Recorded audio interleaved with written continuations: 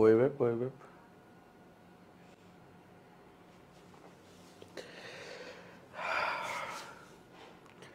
আসসালামু আলাইকুম, কেমন আছো সবাই?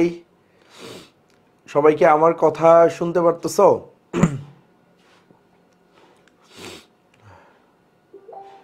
সবাই আমার কথা স্পষ্ট শুনতে পারছো? কাইন্ডলি একটু কমেন্ট করে জানিয়ে দাও। আলহামদুলিল্লাহ, সবকিছু ঠিকঠাক। আমরা দীর্ঘদিন পরে আবারও ক্লাসে ফিরে আসছি। আজকে আমরা নতুন টপিক শুরু করব। আজকে আমরা যে টপিকটা শুরু করব সেটা হচ্ছে গিয়ে মনে করো ইয়া আমাদের ফ্যানল স্টার্ট করব। সো ফ্যানল স্টার্ট করার আগে তোমরা কারা কারা আজকে যারা ক্লাসে আসো পরীক্ষা দিছো আর পরীক্ষা দাও নাই? আমি খুবই হতাশ, আসলেই আমি খুবই হতাশ যে তোমরা সবাই পরীক্ষা দাও নাই। মাত্র 45 জন পরীক্ষা দিছো। কি সমস্যা? পরীক্ষাটা দিলে বেশি ক্ষতি হয়ে যায় তো? কাইন্ডলি একটু কমেন্ট করে জানিয়ে দাও, ঠিক আছে? সো সবাই একটু, যারা এখনো দাও নাই, সঠিক সময়ে না দেওয়ার জন্য তো পুরস্কার একটা মিস হবে। তোমরা হচ্ছে পরীক্ষাটা ঠিকঠাকভাবে দিয়ে দিও। আর পরীক্ষার প্রশ্ন কি বেশি কঠিন ছিল? আহামরি কিন্তু কঠিন ছিল না, তারপরও মার্ক অনেক কম আসছে তোমাদের। আমি দেখতেছিলাম 25-এ খুবই পোর মার্ক আসছে। আমি একদম সহজ সহজ বা কমন প্রশ্নগুলো দিচ্ছি তোমাদের। আমি একটু দেখি, মানে টপ 10-এর যে রেজাল্ট দেখো। সাইফুল ইসলাম সাইফুল ইসলাম ও 25-এ পাইছে হচ্ছে 21.50। আর সেকেন্ড হয়েছে সজীব, ও পাইছে 18.75। মানে কতটা গ্যাপ! আবার দেখো তানভীরুল আলমের 17.25, আরও গ্যাপ। সিরাজুম মনিরা ফোর্থ হয়েছে 16.50। সামিহা জাহিন ও ফিফথ হয়েছে 16.50। বাকিগুলা সব 15-এর কমে। আসলে এত কম যদি মার্ক পাও তাহলে কিন্তু হয় না, ঠিক আছে? নতুন অধ্যায় শুরু করে দিব আগামী সপ্তাহেই। এই সপ্তাহে ফ্যানলটা শেষ করে আমি এই যে আজকে থেকে প্রচারণা দিব, নতুন অধ্যায় শুরু করে দিব। তোমাদের হচ্ছে আরেকটা সাইকেল 2 এর ক্লাসটা শুরু করে দিব ভাইয়া। ওইটা নিয়ে টেনশন করার কোনো কারণ নাই। সাইকেল 2 এর ক্লাসটা শুরু করে দিব। তোমাদের কলেজে কোন কোন অধ্যায় পড়াচ্ছে? তোমাদের কলেজে কোন কোন অধ্যায় পড়াচ্ছে ভাইকে একটু বইলো। তোমাদের কলেজে কোন কোন অধ্যায় পড়াচ্ছে ভাইকে একটু বইলো। সবাই একটু বইলো। সো আমরা কি স্টার্ট করব আজকে? ফ্যানল স্টার্ট করব। সো ফ্যানল স্টার্ট করার আগে ভাইয়া কিছু প্রশ্ন তোমাদের পড়ায় নিতে চাচ্ছিলাম। আচ্ছা যাক, এই প্রশ্নগুলা ক্লাসের শেষেও প্র্যাকটিস করা যাবে, সমস্যা নেই। ক্লাসের শেষেই প্র্যাকটিস করব, সমস্যা নেই। আগে একটু ফ্যানল পড়ি, হ্যাঁ? ফ্যানল পড়ার পরে আমরা একটু রিক্যাপ করব, হ্যাঁ? আজকে রিক্যাপ বলতে কি, আগের পড়াগুলা পড়বো, তাইলেই হবে, হ্যাঁ? পরিবেশ রসায়ন, আচ্ছা আচ্ছা ঠিক আছে। কলেজে পরিবেশ রসায়ন পড়াচ্ছে, তাহলে পরিবেশ রসায়নে শুরু করবো ইনশাল্লাহ। হ্যাঁ, পরিবেশ রসায়নে আর্কাইভ চলে যাবে, টেনশন করো না, হ্যাঁ? পরিবেশ রসায়নে আর্কাইভ দেয় নাই।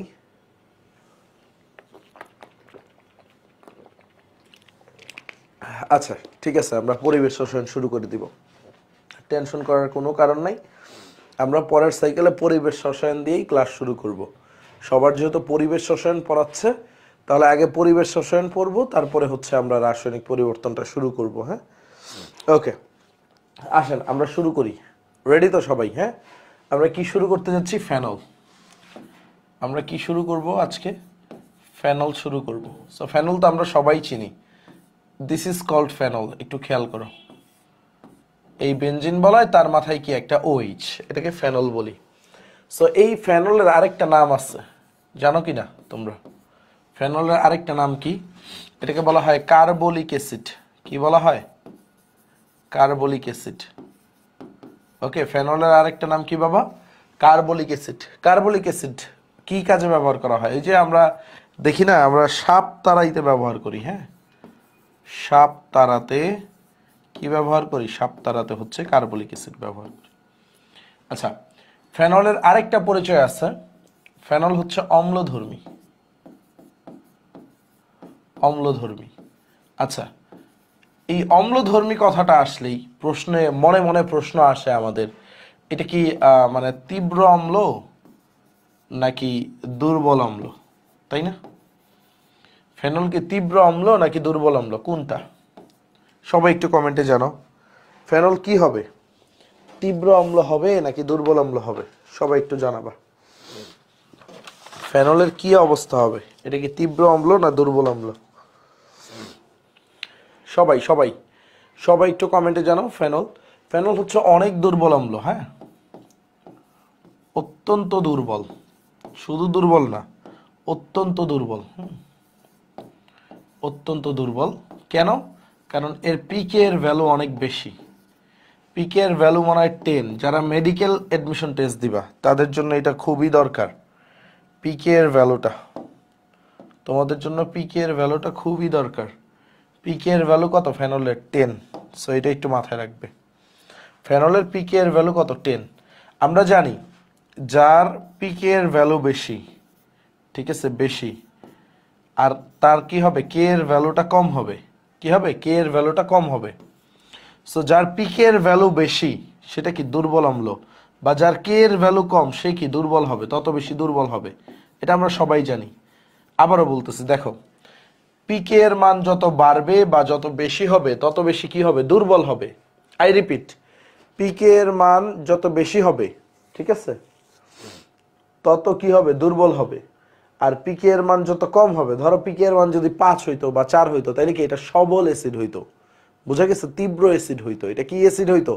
সবল অ্যাসিড হইতো বা তীব্র অ্যাসিড হইতো। এখন আসো আমরা মূল পড়ায় ফিরি। মূল পড়াটা হচ্ছে ফেনল কেন অম্লধর্মী, ঠিক আছে? তো আমরা পরিবেশ রসায়ন যেহেতু তোমরা পড়বা বা পড়তেছো, পরিবেশ রসায়ন যখন পড়বো তখন একটা জিনিস আমাদের মাথায় হিট করবে বা একটা জিনিস আমাদের আসবে, সেটা হচ্ছে গিয়ে মানে আমাদের যারা জলীয় দ্রবণে হাইড্রোজেন আয়ন দান করে, অ্যাকর্ডিং টু বিজ্ঞানী ব্রনস্টেড লৌরি, হ্যাঁ, বিজ্ঞানী ব্রনস্টেড লৌরি এই মতবাদটা দিছে, যারা জলীয় দ্রবণে হাইড্রোজেন আয়ন বা প্রোটন দান করে তারা কি অম্ল না ক্ষার? অবশ্যই অম্ল হবে। তারা কি হবে? অবশ্যই অম্ল হবে। সো ব্যাপারটা যদি আমরা দেখি যে ফেনল কিভাবে অম্লধর্মী হচ্ছে, সো একটু একটু এটা একটু মুছি। পিওর ব্ল্যাক তো এই স্লাইডটায় ভালো দেখতে পারবো তোমরা।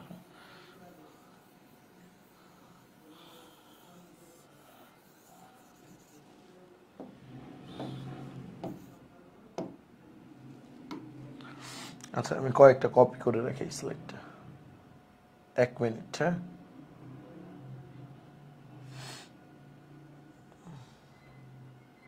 ওকে, আসো। তো আমরা ফেনল কি করে? ফিনক্সাইড আয়ন তৈরি করে। কিভাবে? ধরো এই ফেনল, সে কি করে? জলীয় দ্রবণে কি করে বাবা? এই যে হাইড্রোজেন আয়নটা দান করে ফেলে। অর্থাৎ জলীয় দ্রবণে ফেনল কি করবে? তোমার সুন্দরভাবে এই ফিনক্সাইড আয়ন তৈরি করে। সে কি করে? হাইড্রোজেন আয়নটা দান করে। তো যেহেতু সে জলীয় দ্রবণে, অ্যাকোয়াস সলিউশনে সে যেহেতু হাইড্রোজেন আয়ন দান করে, সে কি হয়? অম্লধর্মী হয়।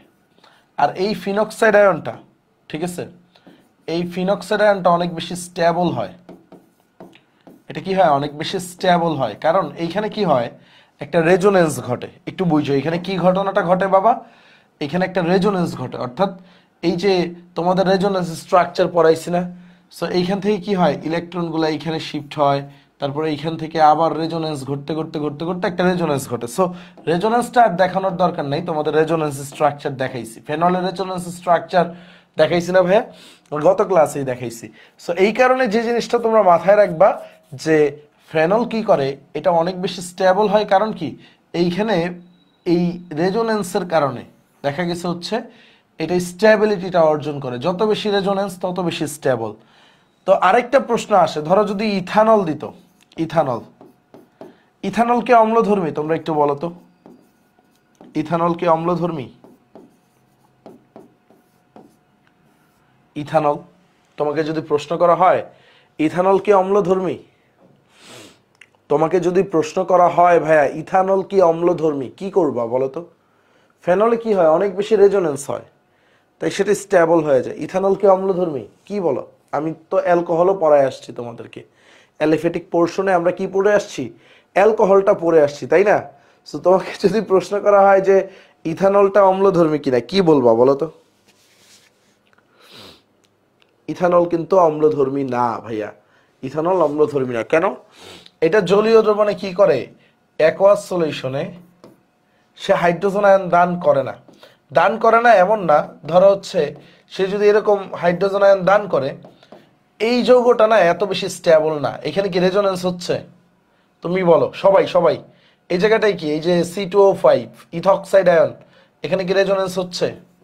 এখানে রেজোনেন্স হচ্ছে?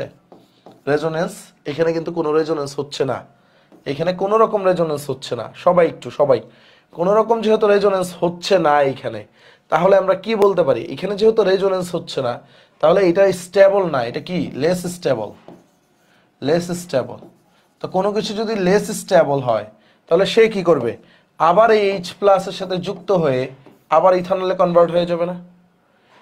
এটা যেহেতু স্টেবল না, এখানে রেজোনেন্স নাই, এটা কি লেস স্টেবল, তো সে কি করবে? আবার এই H প্লাসের সাথে যুক্ত হয়ে ইথানল তৈরি করে ফেলবে। Yes or no? সে কি করবে? আবার এই H প্লাসের সাথে যুক্ত হয়ে ইথানল তৈরি করে ফেলবে।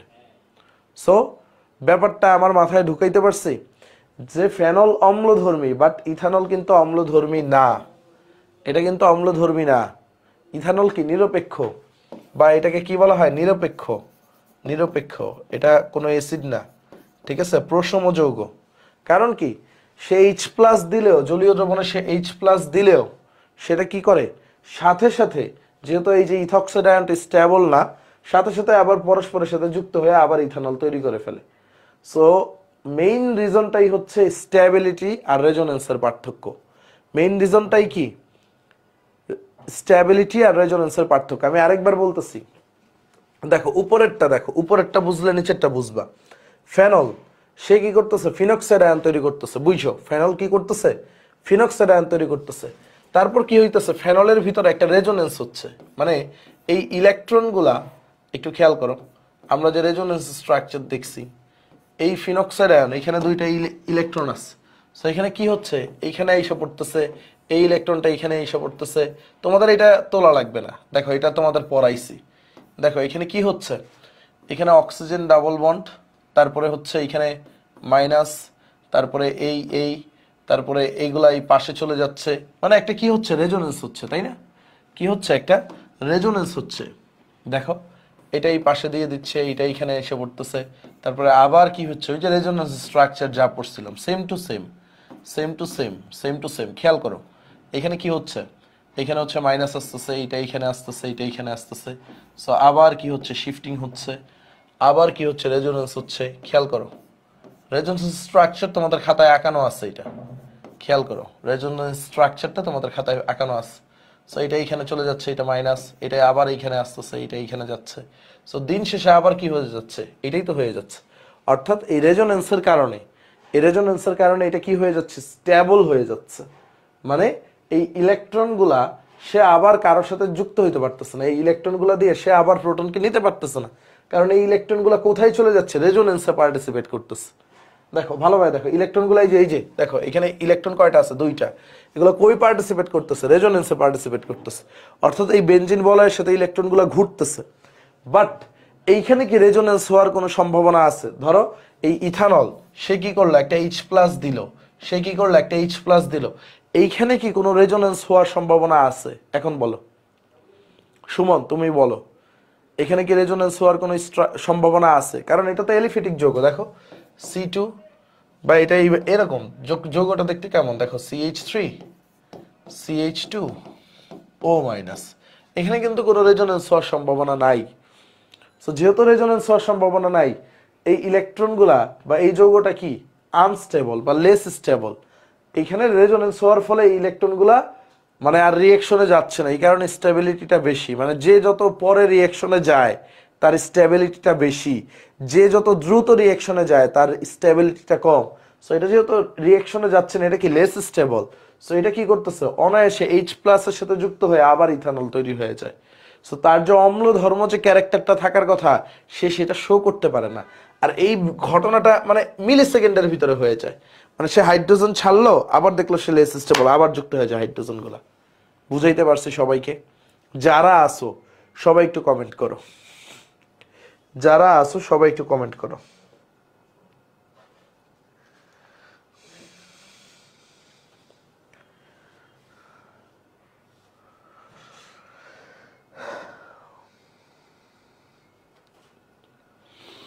ওকে, আলহামদুলিল্লাহ, নাইস।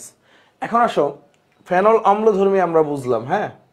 এখন আমাদের ফেনল যে অম্লধর্মী, এটা তো 1 নম্বরে বিক্রিয়া গেল, ফিনক্সাইড আয়ন তৈরি করে, এটা 1 নম্বর। 2 নম্বর রিঅ্যাকশনটা দেখি। ফেনল সোডিয়াম হাইড্রোক্সাইডের সাথে বিক্রিয়া করে কি তৈরি করে? আসেন খেয়াল করো, এই হচ্ছে আমাদের ফেনল। ফেনলকে আমরা যদি সোডিয়াম হাইড্রোক্সাইডের সাথে বিক্রিয়া করাই, কার সাথে? Sodium hydroxide. সোডিয়াম হাইড্রোক্সাইড কি একটা ক্ষার? তো ফেনল কি করবে? আমরা তো জানি ফেনল ফিনক্সাইড আয়ন তৈরি করে, তাই না? তো একটু খেয়াল করো ব্যাপারটা কি হবে। এই ফেনল এই হাইড্রোজেন ছেড়ে দিবে H প্লাস আকারে। এটা কার সাথে যুক্ত হবে? অবশ্যই OH মাইনাসের সাথে যুক্ত হবে না? একটু চিন্তা করো, ফেনল যে H প্লাস ছেড়ে দিবে, এই যে ফিনক্সাইড যে তৈরি করছে, ধরো হচ্ছে ফেনল কি করবে, যেহেতু সে কিছুটা অ্যাসিডিক ক্যারেক্টার দেখায়, যদিও এত শক্তিশালী না, অনেক দুর্বল, তাই না? ফিনক্সাইড আয়ন তৈরি করবে। তো এই যে H প্লাসটা সোডিয়াম হাইড্রোক্সাইডের OH মাইনাসের সাথে বিক্রিয়া করে পানি তৈরি করবে। তাহলে এই সোডিয়াম প্লাসটা কোথায় গিয়ে যুক্ত হবে? এখানে যুক্ত হবে না? Sodium phenoxide ONA। দেখো ঘটনাটা কি ঘটতেছে, এখানে দিন শেষে কি তৈরি হচ্ছে? সোডিয়াম ফিনক্সাইডটা তৈরি হচ্ছে কিনা একটু দেখো। এখানে কি তৈরি হচ্ছে? সোডিয়াম ফিনক্সাইড। বুঝতে পারছো 2 নম্বর রিঅ্যাকশনটা? যদি বুঝতে পারো তাহলে 2 লেখো, একদম সহজ। সোডিয়াম ফিনক্সাইড প্লাস পানি। 3 নাম্বারটা, এটা বেশি ইম্পর্টেন্ট। ধরো ফেনল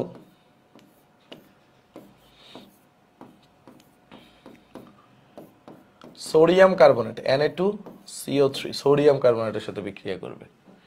সোডিয়াম কার্বনেটের সাথে বিক্রিয়া করে কি তৈরি করলো? সেম ভাবে ধরো এইখানে হচ্ছে সোডিয়াম ফিনক্সাইড তৈরি করলো প্লাস কার্বনিক অ্যাসিড তৈরি করলো, H2CO3 কার্বনিক অ্যাসিড তৈরি করলো। কি সোডিয়াম ফিনক্সাইড প্লাস এই হাইড্রোজেন আইসে H2CO3। সো বিক্রিয়াটা হয় নাই, ভুল। এইটা বিক্রিয়াটা হয় না, নো রিঅ্যাকশন। এই বিক্রিয়াটা কি হয় না? No reaction.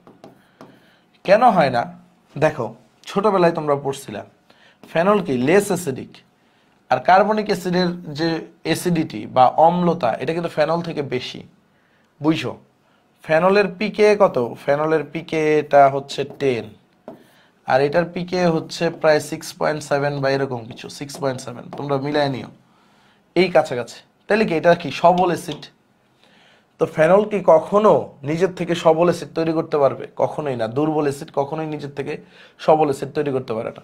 আরেকটা জিনিস ধরো, এটা যে রিঅ্যাকশন হয় না এমনও না, এটা রিঅ্যাকশন হওয়ার পরে এই যে কার্বনিক অ্যাসিড কি করে, যার অ্যাসিডিটি বেশি, ধরো হচ্ছে ফেনল H প্লাস দান করবে বেশি, না এই কার্বনিক অ্যাসিড H প্লাস আগে দান করবে? বলো, অম্লতা বেশি মানে কি? যে আগে, ঠিক আছে। আচ্ছা জাহিন সামিয়া বলতেছে পিকে কি? আচ্ছা তোমাদের রাসায়নিক পরিবর্তন এখনো মনে হয় পড়ানো হয় নাই। মানে হচ্ছে এই কে এ একটা টার্ম আছে, ঠিক আছে।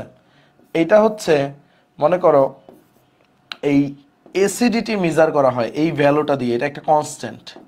ওকে, এটা কি একটা কনস্ট্যান্ট? এটা দিয়ে কি মেজার করা হয়? আমি একদম সোজা বাংলায় বোঝাচ্ছি, ডিপে যাচ্ছি না। অ্যাসিডিটি মেজার করা হয়। আর এটাকে যদি আমরা মাইনাস লগারিদমে ফালাই কে এটাকে, ঠিক আছে, কে এর ফুল মিনিং কি? অ্যাসিড ডিসোসিয়েশন কনস্ট্যান্ট, মানে অম্লের বিয়োজন ধ্রুবক কে। বুঝতে পারছো? তখন আমরা পাই হচ্ছে পি কে, মানে ওই পিএইচ এর মতো, মানে minus log of hydrogen ion যেভাবে পড়ি না, minus log of hydrogen ion কি পিএইচ না, ঠিক সেম ভাবে মাইনাস লগ অফ কে এটা কি পি কে। তো কে এর ভ্যালু যত বাড়ে, ধরো কে এর ভ্যালু 1 একটা অ্যাসিডের, আরেকটার কি কে এর ভ্যালু 2, সো যার কে এর ভ্যালু বেশি সেটা তত শক্তিশালী অ্যাসিড। আর ঠিক উল্টা ভাবে ধরো একটা পি কে এর ভ্যালু দেওয়া আছে, পি কে এর ভ্যালু 5, আরেকটার পি কে এর ভ্যালু 7। সো যার পি কে এর ভ্যালু কম সেটা বেশি অ্যাসিডিক, আর যার পি কে এর ভ্যালু বেশি সেটা লেস অ্যাসিডিক। মানে কে এর ক্ষেত্রে কে এর মান বাড়লে অম্লতা বাড়ে, পি কে এর মান বাড়লে অম্লতা কমে। বুঝতে পারছো? কে এ এর মান বাড়লে, আমি একটু লিখে দেই, মান বাড়লে অম্লতা বাড়ে,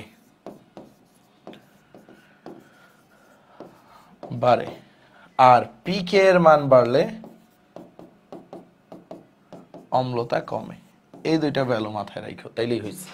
আর রাসায়নিক পরিবর্তনে গিয়ে আরো ডিটেলসে পড়বো আমরা, সমস্যা নেই। এখন কথা হচ্ছে গিয়ে দেখো, এইখানে যে শক্তিশালী অ্যাসিড সেই তো আগে হাইড্রোজেন ছাড়বে। বলো তোমরা, শক্তিশালী অ্যাসিড আগে হাইড্রোজেন ছাড়বে নাকি দুর্বল অ্যাসিড আগে হাইড্রোজেন ছাড়বে? তোমরাই বলো, শক্তিশালী অ্যাসিড আগে হাইড্রোজেন ছাড়বে নাকি দুর্বল অ্যাসিড আগে হাইড্রোজেন ছাড়বে? কে আগে হাইড্রোজেন ছাড়বে তোমরা একটু বলো, শক্তিশালী না দুর্বল? সবাই সবাই আমার একটু জানাও, শক্তিশালীটা আগে হাইড্রোজেন ছাড়বে। তো এইখানে যদি এইটা কার্বনিক অ্যাসিড তৈরিও হয়ে যায়, ফেনল আর কার্বনিক অ্যাসিডের ভিতরে শক্তিশালী কে? Carbonic acid. তো কার্বনিক অ্যাসিড তখন কি করবে? হাইড্রোজেন দান করবে। হাইড্রোজেন দান করলে তো আবার রিভার্স রিয়েকশন হয়ে যাবে। কার্বনিক অ্যাসিড যদি H+ দিয়ে দেয় তাহলে তো আবার রিভার্স রিয়েকশন, মানে যে যা হওয়ার কথা ছিল, মানে যেটা তৈরি হওয়ার কথা ছিল সেইটা আর তৈরি না হয়ে যেটা দিয়ে আমরা শুরু করছিলাম সেখানেই ফিরে আসবো। ধরো এইখান থেকে আমি যাত্রা শুরু করছি, আবার এইখানেই ফিরে আসছি, মানে কোনো রিয়েকশনই হয়নি। বুঝতে পারছো? অর্থাৎ ফেনল সোডিয়াম কার্বনেটের সাথে বিক্রিয়া করে সোডিয়াম ফিনক্সাইড কার্বনিক অ্যাসিড তৈরি করে। বাট কার্বনিক অ্যাসিড এত শক্তিশালী অ্যাসিড, মানে ওইটা তো অনেক বেশি শক্তিশালী না, বাট এই ফেনলের তুলনায় তো অনেক শক্তিশালী কার্বনিক অ্যাসিড। তো কার্বনিক অ্যাসিড কি করবে? H+ দিবে। H+ দিলে এটা হচ্ছে আবার ফেনলে পরিণত হয়ে যাবে। এই সোডিয়ামটা আবার কার্বনেটের সাথে যুক্ত হয়ে সোডিয়াম কার্বনেট তৈরি হয়ে যাবে। সো ব্যাপারটা একটা উলট পালট অবস্থা হয়ে যাবে। বুঝতে পারছো? সো প্রায়ই প্রশ্ন আসে তোমার বুয়েটে বা মেডিকেলে, ফেনল কিসের সাথে বিক্রিয়া করে না? উত্তর হচ্ছে সোডিয়াম কার্বনেট। প্রশ্ন যদি আসে ফেনল কিসের সাথে বিক্রিয়া করে না, উত্তরটা কি হবে? সবাই একটু বলো, একযোগে বলো, ফেনল কিসের সাথে বিক্রিয়া করে না, উত্তরটা কি হবে?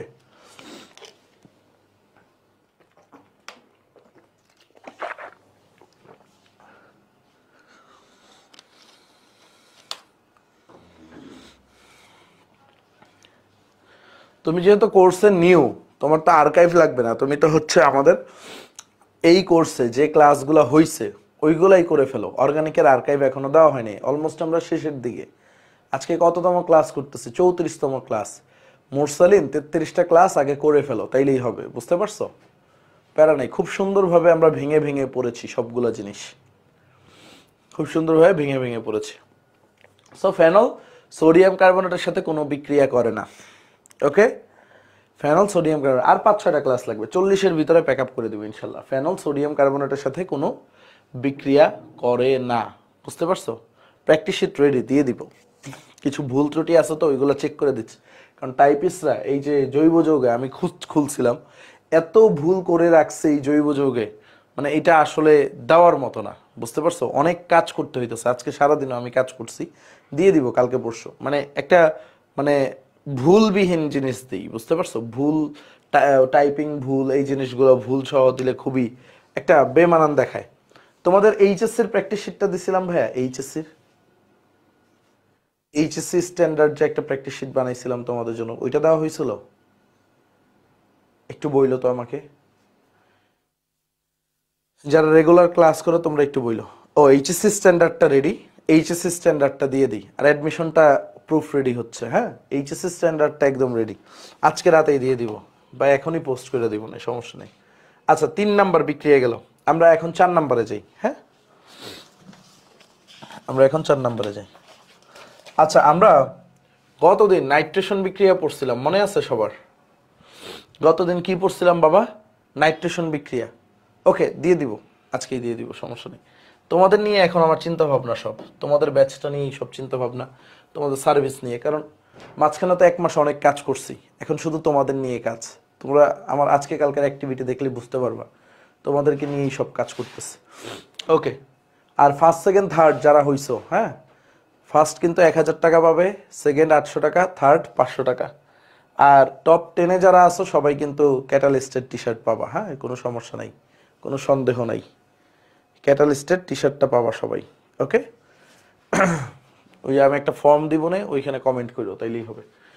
আসো, এখন যে জিনিসটা দরকার 4 নাম্বারটা, হ্যাঁ 4 নাম্বারটা আমরা যদি শুরু করি। ওকে, 4 নাম্বারটা সেটা হচ্ছে ফেনলের নাইট্রেশন। আমরা কিন্তু আজকে আগে ফেনলের বিক্রিয়াগুলো পড়ে ফেলতেছি, বুঝতে পারতেছো? ফেনলের প্রিপারেশন পরে পড়বো। আমরা আগে কি পড়ে ফেলতেছি? ফেনলের রিঅ্যাকশন গুলা পড়ে ফেলতেছি। ওকে, ফেনলের রিঅ্যাকশনগুলো পড়ে ফেলতেছে। আসো, ফেনলকে আমরা যদি নাইট্রেশন করি, ধরো হচ্ছে কিভাবে নাইট্রেশন করব আমরা, কনসেন্ট্রেটেড সালফিউরিক অ্যাসিড আর কনসেন্ট্রেটেড নাইট্রিক অ্যাসিড, দুইটাই কিন্তু কনসেন্ট্রেটেড লাগবে, হ্যাঁ, নাইলে কিন্তু হবে না। দুইটা কনসেন্ট্রেটেড না থাকলে কিন্তু হবে না। কনসেন্ট্রেটেড সালফিউরিক অ্যাসিড আর কনসেন্ট্রেটেড নাইট্রিক অ্যাসিড, এই দুইটা থাকলে আমরা কি পাই, 2,4,6। খেয়াল করো আমরা কি পাই, 2,4,6 ট্রাইনাইট্রোফেনল। কি পাই, 2 নাম্বার একটা নাইট্রোমূলক, তারপরে 4 নাম্বার একটা নাইট্রোমূলক এবং 6 নাম্বারের নাইট্রোমূলক। আমরা টোলোইনে কি পাইছিলাম, 2,4,6 ট্রাইনাইট্রো টোলোইন পাইছিলাম না ভাইয়া?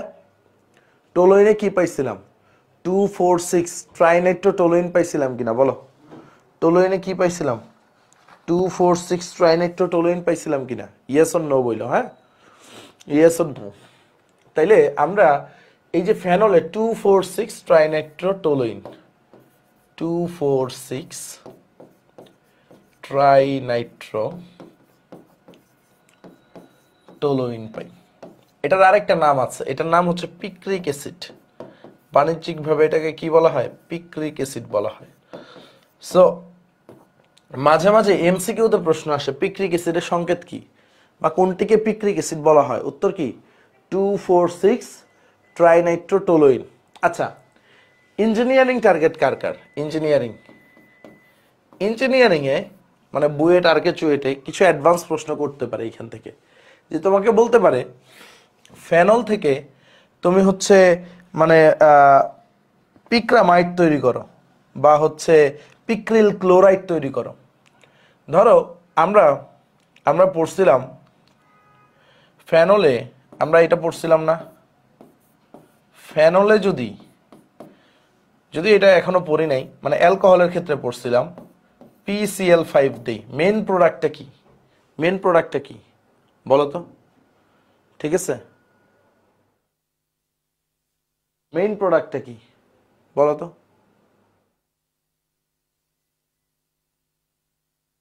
মেইন প্রোডাক্টটা POCl3 না তো? POCl3 তৈরি হবে, হ্যাঁ, POCl3 বের হয়ে যাবে। মেজর প্রোডাক্টটা কি? ঠিক আছে, মেজর প্রোডাক্টটা পড়ছিলাম হচ্ছে RCl, বা আমরা পড়ছিলাম হচ্ছে এখানে যদি একটা ক্লোরিন যুক্ত করে দিই, এই যে ক্লোরোবেনজিন, এটা হচ্ছে মেজর প্রোডাক্ট, মনে আছে আমরা যে পড়ছিলাম, এটা কি আমাদের মেজর প্রোডাক্ট। ওকে ওকে, এটা কি আমাদের মেজর প্রোডাক্টটা PCl5 যদি দেই, ঠিক আছে, অ্যালকাইল হ্যালাইড বা অ্যারাইল হ্যালাইড যাই তৈরি হোক। এখন কথা হচ্ছে আমাকে যদি বলা হয় পিক্রিল ক্লোরাইড তৈরি করতে, ধরো হচ্ছে তোমার কাছে পিক্রিক অ্যাসিড আছে, তুমি পিক্রিক অ্যাসিড তৈরি করছো অ্যাডভান্স লেভেল, দেখো ফেনল তুমি পিক্রিক অ্যাসিড তৈরি করছো, 2,4,6 ট্রাইনাইট্রোফেনল আছে। এখন এটাকে যদি তুমি PCl5 দিয়ে ট্রিট করো, খেয়াল করো, এটাকে তুমি যদি PCl5 দিয়ে রিঅ্যাকশন করো, এটাকে তুমি যদি কি দিয়ে রিঅ্যাকশন করাও, ঠিক আছে, PCl5 এ যদি রিঅ্যাকশন করাও, তাহলে কি হবে, RCl তৈরি হবে। দেখো ক্লোরিন তৈরি হবে, নাইট্রোমূলকগুলা তো আগের মতোই থাকবে, তাই না? তো এটাকে কি বলা হয়, পিক্রিল ক্লোরাইড বলা হয়। নামটা একটু লিখে নাও, এটাকে কি বলি আমরা, এটাকে বলি হচ্ছে পিক্রিল ক্লোরাইড। ঠিক আছে, এটাকে কি বলি আমরা, পিক্রিল ক্লোরাইড, CHLORID, এটাকে কি বলা হয়, পিক্রিল ক্লোরাইড। এখন এটাকে তুমি যদি অ্যামোনিয়া দিয়ে ট্রিট করো, দেখো অ্যামোনিয়া দিয়ে হিট করো, ধরো হচ্ছে এখানে তুমি অ্যামোনিয়া দিয়ে দিলা, সাথে হিট করলা। সো যে কোনো অ্যালকাইল হ্যালাইডে ভাই অ্যামোনিয়ার বিক্রিয়াটা পড়াইছিলাম, তাই না ভাই? HCl দিলে হয় না?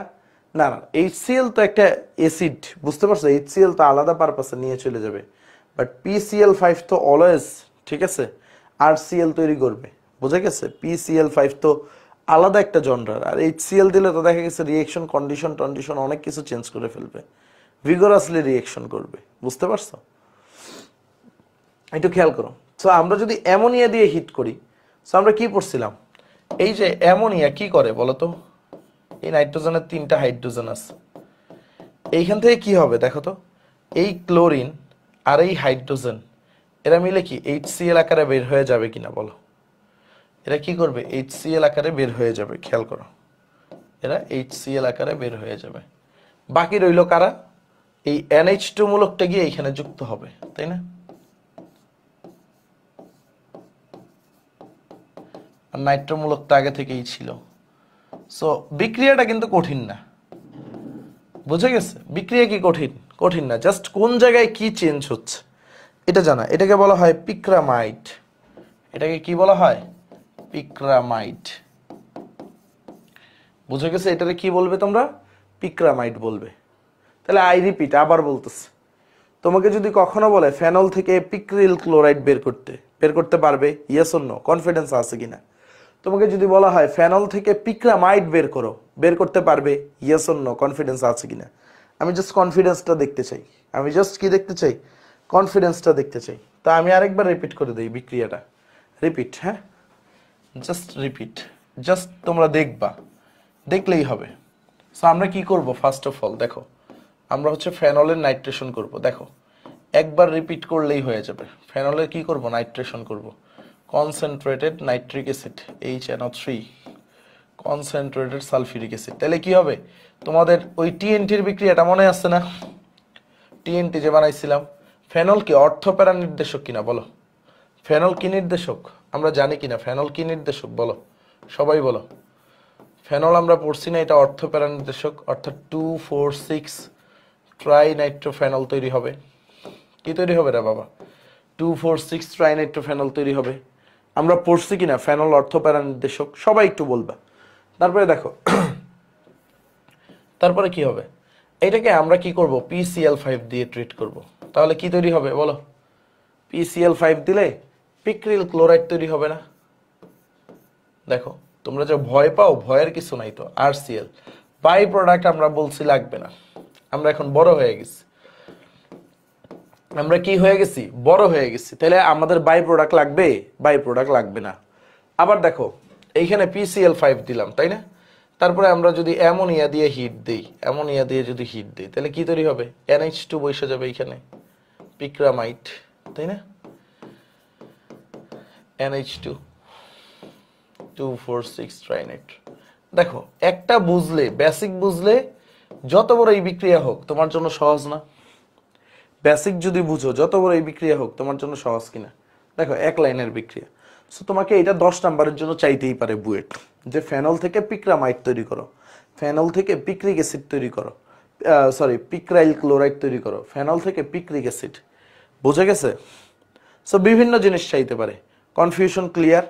সো এটা হচ্ছে কনফিউশন ক্লিয়ার কিনা, সবাই আগে একটু কমেন্ট করো কনফিউশন ক্লিয়ার কিনা।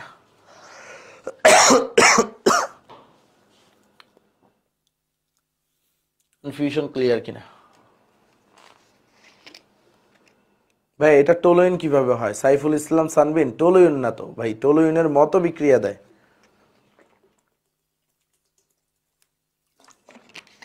টোলুইন কি অর্থপ্যারা নির্দেশক, ফেনল অর্থপ্যারা নির্দেশক, দুইজনে কি ধরনের বিক্রিয়া দেয়, ইলেকট্রোফিলিক সাবস্টিটিউশন না অ্যাডিশন, তোমরা বলো। দুইজনে কিন্তু ইলেকট্রোফিলিক প্রতিস্থাপন বিক্রিয়া দেয়। দেখো এই বিক্রিয়াটা কি ইলেকট্রোফিলিক প্রতিস্থাপন বিক্রিয়া কিনা, দেখো এই বিক্রিয়াটাকে আমরা কি বলবো, ইলেকট্রোফিলিক কি বলবো, সাবস্টিটিউশন, অ্যারোমেটিক যৌগ, তাই না, ইলেকট্রোফিলিক সাবস্টিটিউশন। ওকে ডান, এই জিনিসটা একটু মাথায় রাখবো।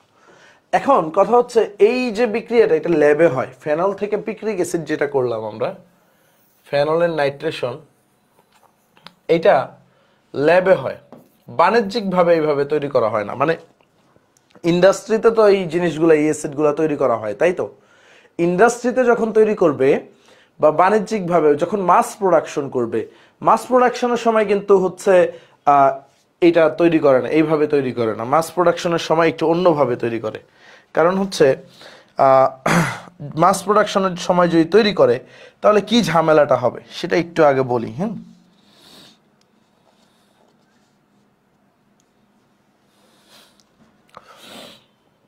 একটু লেখো, ফেনলের নাইট্রেশনের মাধ্যমে, ফেনলের নাইট্রেশনের মাধ্যমে, এটা অনেক ইম্পর্টেন্ট একটা এমসিকিউ, মাধ্যমে বাণিজ্যিকভাবে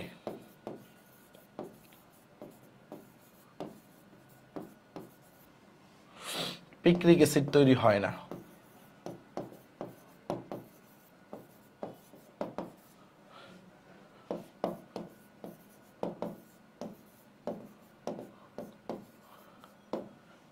মানে বাণিজ্যিকভাবে নাইট্রেশন পদ্ধতিটা ব্যবহার করা হয় না। আসল কথাটা কি, এই নাইট্রেশন পদ্ধতিটা মানে concentrated nitric acid, sulphuric acid, এটা বাণিজ্যিকভাবে ব্যবহার করা হয় না। কারণ কি, এই নাইট্রিক অ্যাসিড কি করে, ফেনলকে জারিত করে ফেলে, মানে অনেকটা পরিমাণ ফেনল নষ্ট করে ফেলে। ঠিক আছে, কারণ নাইট্রিক অ্যাসিড HNO3 ফেনলকে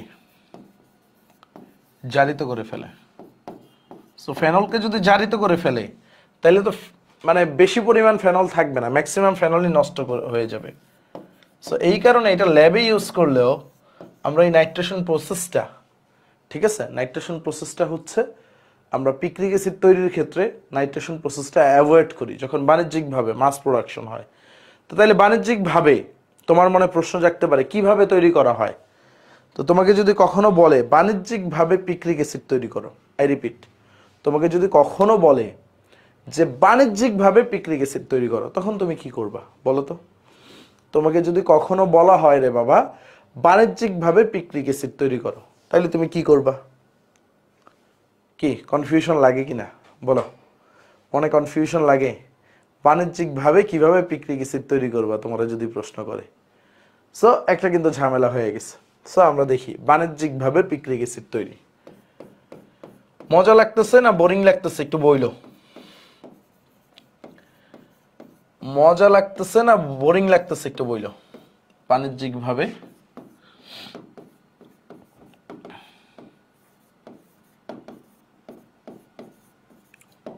তৈরি বা প্রস্তুতি, যাই লেখো, হ্যাঁ, বাণিজ্যিকভাবে কিভাবে পিক্রিক অ্যাসিড তৈরি করব। আচ্ছা, আমরা কি করব বাণিজ্যিকভাবে তৈরি করার জন্য? আমরা ক্লোরোবেনজিন নিব। কি নিব? একটু ভালোভাবে তাকায়, আমরা কি নিব বাবা? ক্লোরোবেনজিন নিব, ক্লোরোবেনজিন।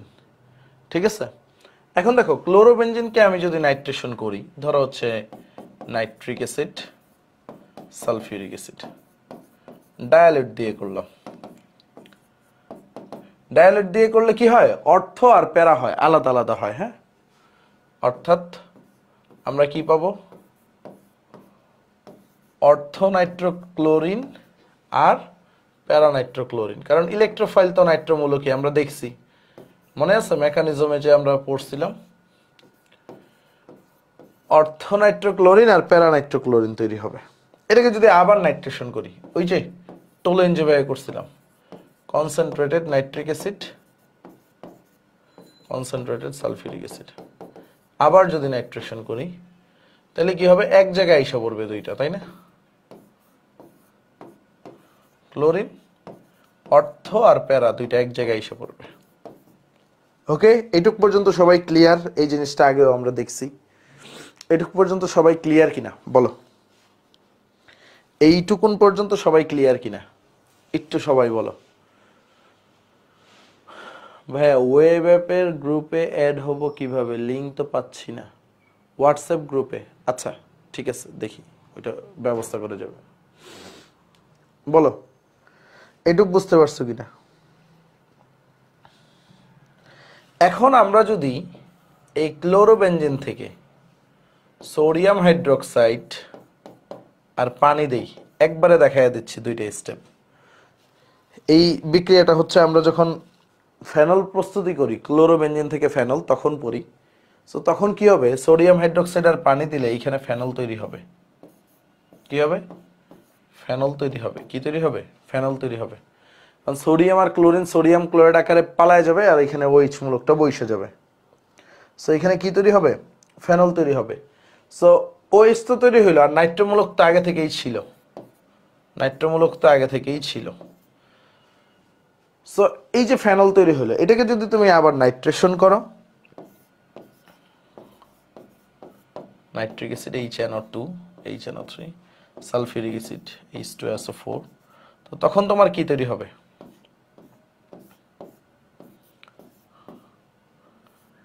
2,4,6 ট্রাইনাইট্রোটোলিন। আগে তো দুইটা মূলকে নাইট্রোমূলক ছিলই, সো তখন তোমার 2,4,6 ট্রাইনাইট্রোটোলিন, সরি 2,4,6 ট্রাইনাইট্রোফেনল, বা এটাকে বলা হয় পিক্রিক অ্যাসিড।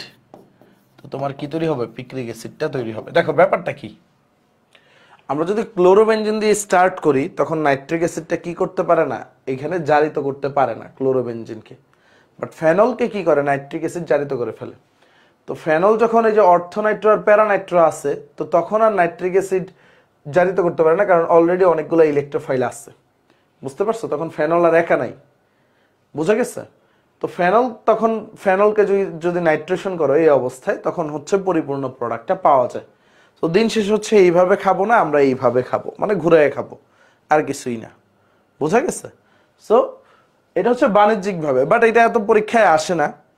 তোমার কাছে অলওয়েজ পরীক্ষায় জিজ্ঞেস করবে যে ফেনলের নাইট্রেশনে কি তৈরি হয়, সো তুমি বলবা পিক্রিক অ্যাসিড, মানে বেশি পেঁচায় না। তারপরও তোমাকে মাঝে মাঝে বলা যায় না, তো দেখা গেছে কিছু বোর্ড আছে, কুমিল্লা বোর্ড আছে, যশোর বোর্ড আছে, রাজশাহী বোর্ড আছে, তারা একটু পেঁচায়।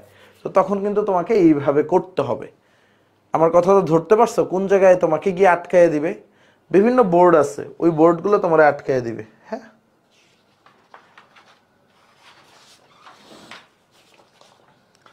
সো রেডি তোমরা? বুঝছো? এটা কঠিন কিছু না, জাস্ট হচ্ছে ক্লোরোবেনজিন দিয়ে আমরা নাইট্রেশনটা করে ক্লোরোবেনজিন থেকে ফেনল তৈরি করব, ফেনল থেকে দেন হচ্ছে আমরা পিক্রিক অ্যাসিডে যাব। ডান। আমরা পরের টপিকে যাইতে পারি। ঠিক আছে, আমরা পরের টপিকে যাইতে পারি।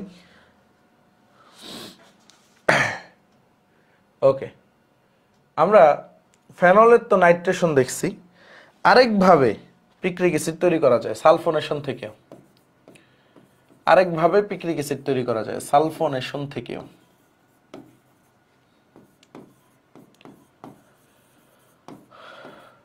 পিক্রিক অ্যাসিড, ভাই এটা কিভাবে তারা বোঝাচ্ছে।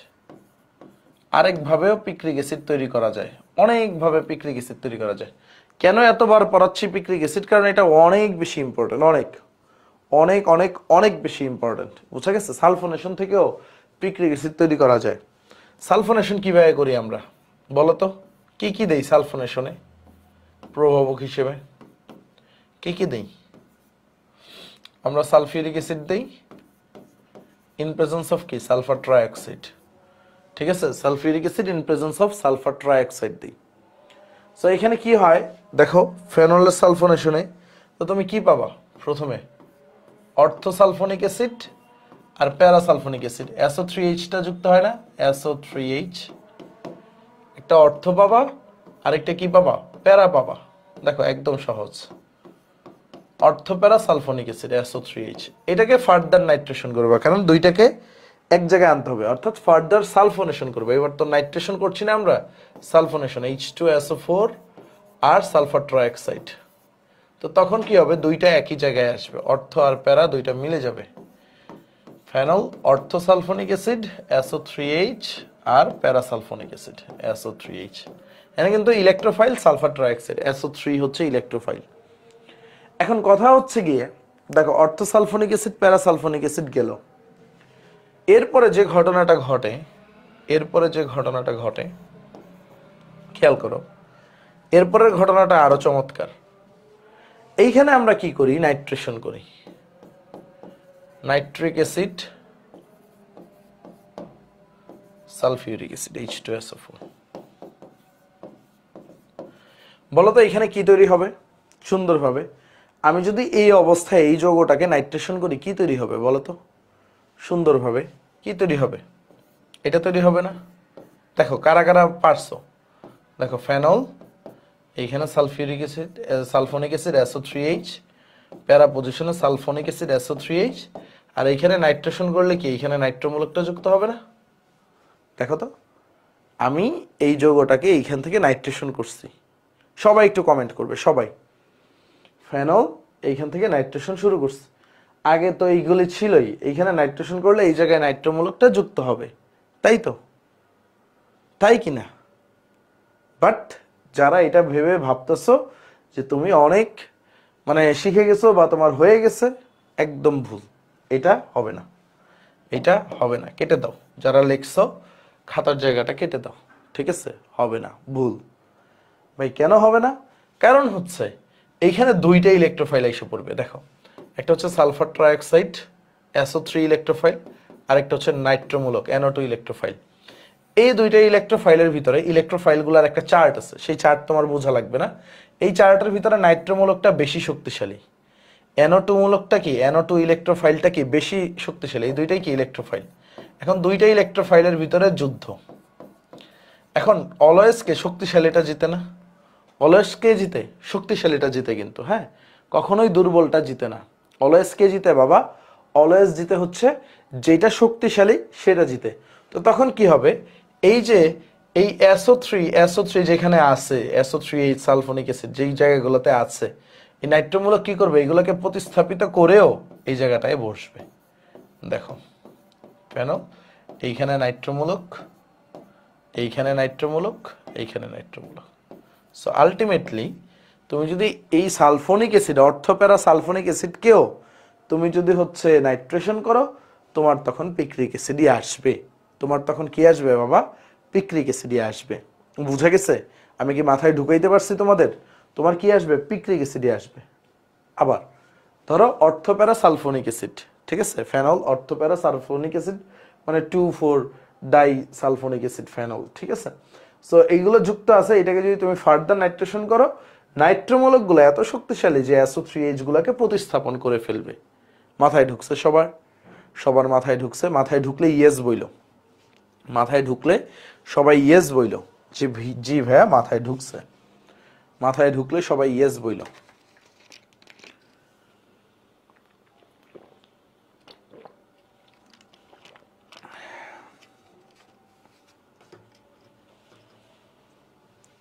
আচ্ছা, জাহিন সামিয়া বলছে আরেকবার বুঝাচ্ছি, সমস্যা নেই।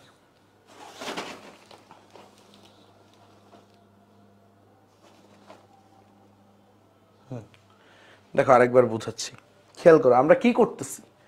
আমরা পিক্রিক অ্যাসিড তৈরি করছি। প্রথমটা হচ্ছে সাধারণভাবে ডাইরেক্ট নাইট্রেশনে পিক্রিক অ্যাসিড, তারপরেরটা কি করছি আমরা বাণিজ্যিকভাবে পিক্রিক অ্যাসিড তৈরি করছি, অর্থাৎ ক্লোরোবেনজিন থেকে স্টার্ট করে কিভাবে পিক্রিক অ্যাসিড তৈরি করা যায়। আরেকটা হচ্ছে ফেনলের সালফোনেশন, মানে নাইট্রেশন না করেও প্রথম দিকে সালফোনেশন করেও তুমি পিক্রিক অ্যাসিড তৈরি করতে পারো। ব্যাপারটা কেমন? ধরো ফেনলকে তুমি সালফোনেশন করছো। সালফোনেশন করার জন্য আমাদের কি লাগে? সালফিউরিক অ্যাসিড লাগে আর সালফার ট্রাইঅক্সাইড লাগে। সো দুইটা মিলে কি হয়? অর্থো সালফোনিক অ্যাসিড আর প্যারাসালফোনিক অ্যাসিড তৈরি হয়। এটাকে যখন তুমি ফার্দার সালফোনেশন করবা, অর্থ আর প্যারাটা একই জায়গায় এসে পড়বে। এটা হচ্ছে ওই যে টলোইনের নাইট্রেশনে পড়াইছিলাম, সেম। সো এইটাকে তুমি যদি নাইট্রেশন করো, এটাকে কি করো? নাইট্রেশন যদি করো, তোমার কি হবে? এই যে SO3H সালফোনিক অ্যাসিড, এই SO3H এগুলো হচ্ছে দুর্বল ইলেকট্রোফাইল, নাইট্রোমূলকের তুলনায় দুর্বল ইলেকট্রোফাইল। তো ইলেকট্রোফাইল তো চাবে যুক্ত হইতে এনি হাউ। সো সে তারা কি করবে? এই যে সালফোনিক অ্যাসিডগুলোকে তাড়ায়া দিয়ে এগুলোকে প্রতিস্থাপিত করে এই জায়গাগুলোতে নাইট্রোমূলক যুক্ত হবে। আর এই জায়গাটা তো ফাঁকা, এই জায়গায় ইজিলি নাইট্রোমূলক যুক্ত হয়ে যেতে পারবে। আমার কথাটা ধরতে পারছো? ইজিলি নাইট্রোমূলকটা যুক্ত হয়ে যেতে পারবে। আমি কি এখন বুঝাইতে পারছি? বলো, মাথায় কি ঢুকছে? ওকে, আলহামদুলিল্লাহ, জাহিন সামিহার ক্লিয়ার। এখন আসো সামনে যাই, ঠিক আছে, সামনে যাই। তো পিক্রিক অ্যাসিডের ভূত শেষ। এখন হচ্ছে আমরা ফেনলকে কনসেন্ট্রেটেড নাইট্রিক অ্যাসিড দিলে তো আমরা দেখলাম হচ্ছে ডাইরেক্ট, দেখো ফেনলের যখন কনসেন্ট্রেটেড নাইট্রেশন করলাম, ফেনলকে যখন concentrated sulphuric acid, concentrated nitric acid দিয়ে নাইট্রেশন করলাম, ডাইরেক্ট কি হইলো? পিক্রিক অ্যাসিড হইলো। এখন ফেনলকে যদি আমরা ডায়ালিউট নাইট্রিক অ্যাসিড আর ডায়ালিউট হচ্ছে সালফিউরিক অ্যাসিড দিয়ে বিক্রিয়া করাই, ধরো হচ্ছে এটা 5 নাম্বার দিই, এতক্ষণ 4 নাম্বারে ছিলাম, 5 নাম্বার। ফেনলকে আমরা হচ্ছে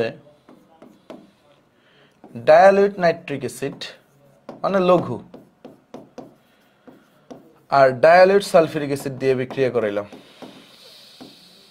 H2SO4 দিয়ে বিক্রিয়া করাইলাম। তখন কিন্তু একবারে নাইট্রেশন হবে না, তখন কি হবে, অর্থোনাইট্রোফেনল আর প্যারানাইট্রোফেনল তৈরি হবে। কি তৈরি হবে বাবা, অর্থোনাইট্রোফেনল আর কি তৈরি হবে, এটাকে বলে প্যারানাইট্রোফেনল তৈরি হবে। ফেনল প্যারানাইট্রো পজিশনে, প্যারানাইট্রোফেনল, একটা কি অর্থোনাইট্রোফেনল আর একটা কি রে বাবা, প্যারানাইট্রোফেনল তৈরি হবে। বুঝে গেছে? সো অর্থোনাইট্রোফেনল আর প্যারানাইট্রোফেনল তৈরি হবে। এখন কথা হচ্ছে সাথে পানি তৈরি হবে, সাথে পানি তৈরি হবে, এইটাই জাস্ট বোঝানোর জন্য। আরেকভাবেও তুমি অর্থোনাইট্রোফেনল প্যারানাইট্রোফেনল তৈরি করতে পারো, অথবা অড দেই, হ্যাঁ, এগুলি মাঝে মাঝে এমসিকিউতে দিয়ে দেয়। হ্যাঁ, ফেনলকে তুমি যদি সোডিয়াম নাইট্রেট আর ডাইলিউট সালফিউরিক অ্যাসিড দিয়ে বিক্রিয়া করো, দেখো ভালোভাবে বুঝো, এটা বুঝার আছে। সোডিয়াম নাইট্রেট আর ডাইলিউট সালফিউরিক অ্যাসিড, তাহলে কি তৈরি হইতে পারে বলো তো? এইখানে কি তৈরি হবে? ফেনলকে যদি একটু চিন্তা করে বলো, ফেনলকে তুমি সোডিয়াম নাইট্রেট আর ডাইলিউট সালফিউরিক অ্যাসিড দিয়ে বিক্রিয়া করাচ্ছ, কি তৈরি হইতে পারে একটু বলো। সোডিয়াম নাইট্রেট আর ডাইলিউট সালফিউরিক অ্যাসিড দিয়ে বিক্রিয়া করাচ্ছ ফেনলকে, কি তৈরি হইতে পারে? সবাই সবাই একটু ভাইকে জানাও, এইখানে আমাদের কি তৈরি হইতে পারে?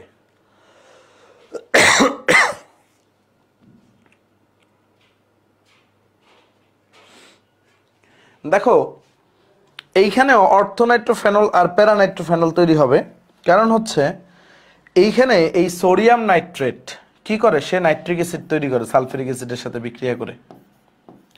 সোডিয়াম নাইট্রেট সালফিউরিক অ্যাসিডের সাথে বিক্রিয়া করে, এই সালফিউরিক অ্যাসিডের সাথে বিক্রিয়া করে সে কি করে, নাইট্রিক অ্যাসিড তৈরি করে। তো তখন এই নাইট্রিক অ্যাসিড আর সালফিউরিক অ্যাসিড আবার বিক্রিয়া করে কি করে, মনে করো তোমার অর্থোনাইট্রোফেনল আর প্যারানাইট্রোফেনলই তৈরি করবে।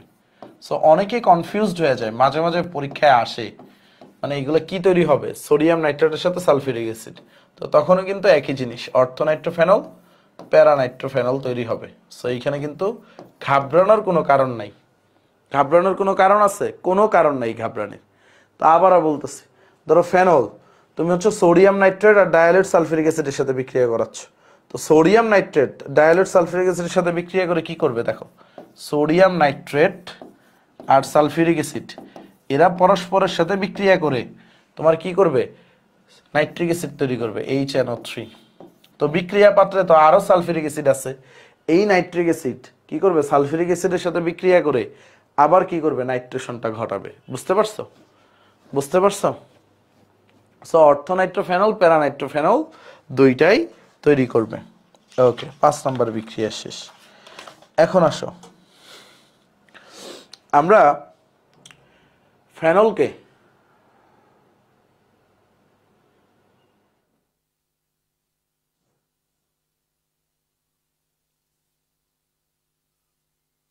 ওকে কয়েকটা পেজ বাড়ায় রাখি, আবেগের তুলনায় শেষ হয়ে যাবে। আজকে ক্লাস শেষে তোমাদের সাথে কিছুক্ষণ কথা বলবো। হ্যাঁ, তোমাদের যাদের যাদের প্রশ্ন টশ্ন আছে, কথা আছে, তোমরা ভাইয়াকে বইলো। হ্যাঁ, ভাইয়া ক্লাস শেষে তোমাদের সাথে আজকে কথা বলার সুযোগ দিব, কোনো সমস্যা নেই। অনেকদিন তোমাদের সাথে কথাবার্তা বলা হয় না, আজকে কথা বলবো। আচ্ছা, 5 নাম্বার গেল, 6 নাম্বারে আসি। 6 নাম্বার, হ্যাঁ, এই ফেনল ফেনল খেয়াল করো, এটা কি আমাদের ফেনল।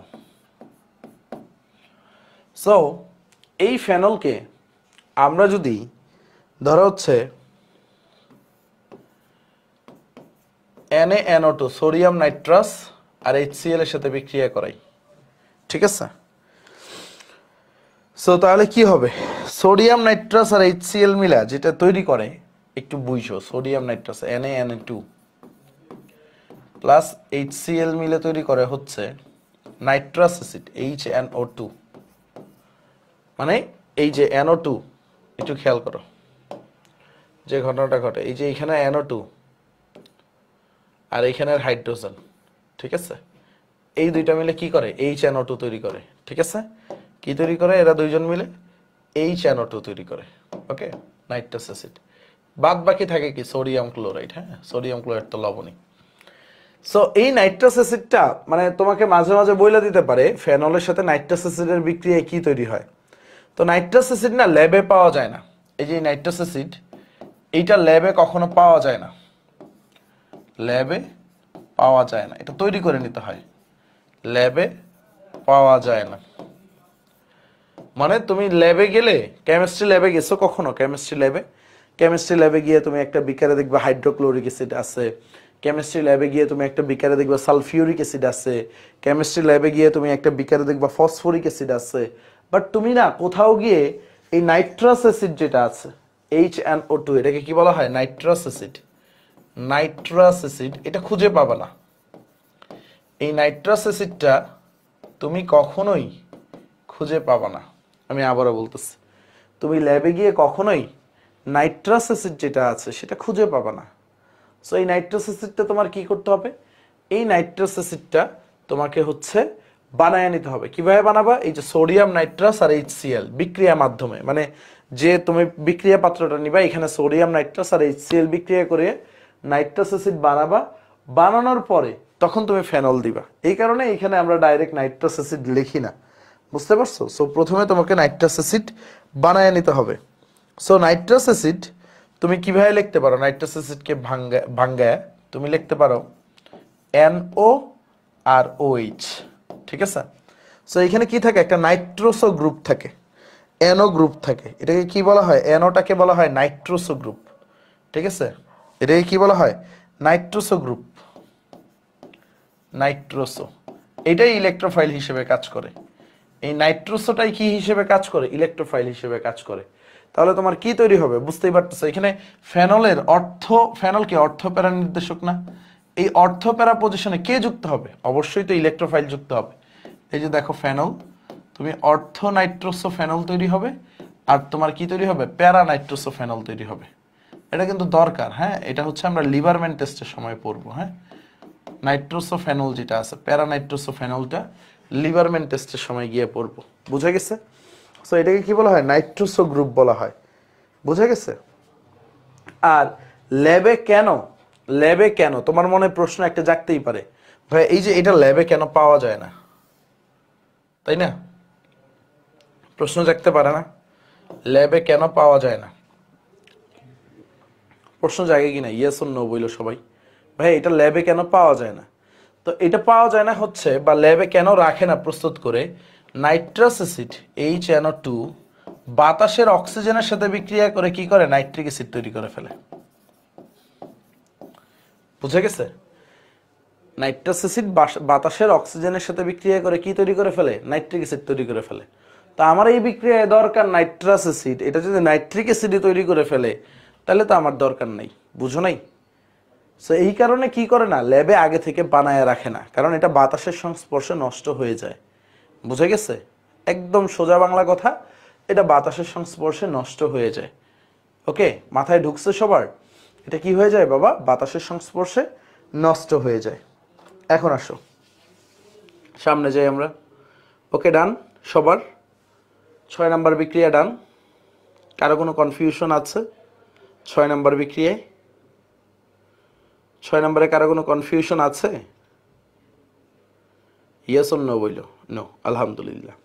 এখন আসো আমরা 7 নম্বরে যাই। ওকে, 7 নম্বরে যাই।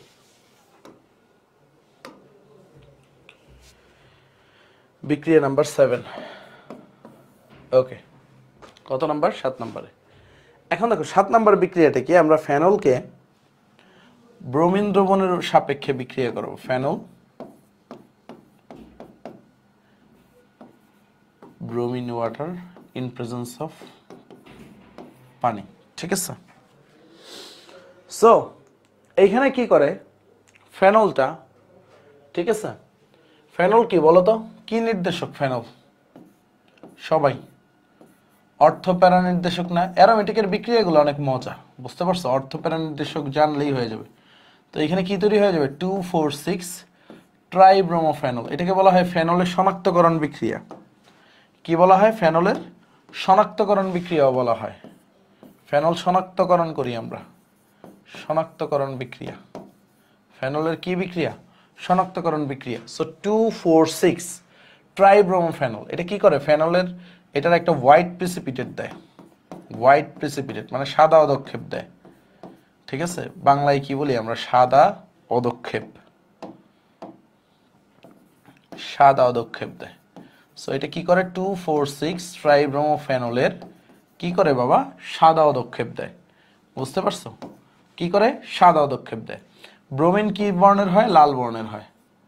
সো ফেনল কি করে ব্রোমিন পানির সাথে বিক্রিয়া করে, এইভাবে প্রশ্ন আসে, ফেনল ব্রোমিন পানির সাথে বিক্রিয়া করে কি তৈরি করে। সো উত্তর হচ্ছে 2,4,6 ট্রাইব্রোমোফেনল। আচ্ছা কার্বন টেট্রাক্লোরাইড থাকে না এখানে, হ্যাঁ কার্বন টেট্রাক্লোরাইড থাকলে অন্য একটা কিছু হবে সিরাজুম মনিরা, কার্বন টেট্রাক্লোরাইড বা কার্বন ডাইসালফাইড থাকলে আরেকটা জিনিস শিখে রাখো, এটা হচ্ছে মনে করো আমরা 8 নাম্বার দিই, 8 নাম্বার রিঅ্যাকশন।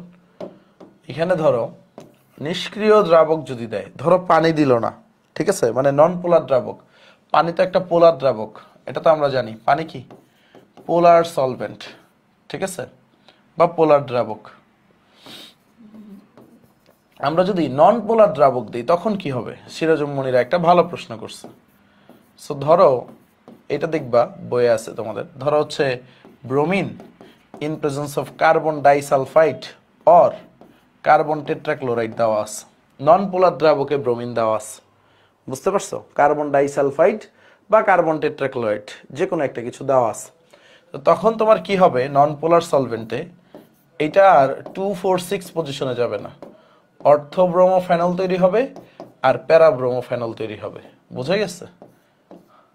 সো পোলার সলভেন্টে ওইটা ভালো হয়, এখানে কি হবে প্যারাব্রোমোফেনল তৈরি হবে।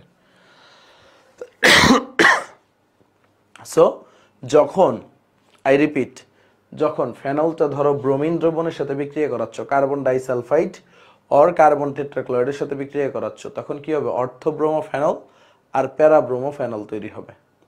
বুঝাইতে পারছি আমি, বুঝাইতে পারছি, অর্থব্রোমোফেনল আর প্যারাব্রোমোফেনল তৈরি হবে। ডান, ডান সবাইকে।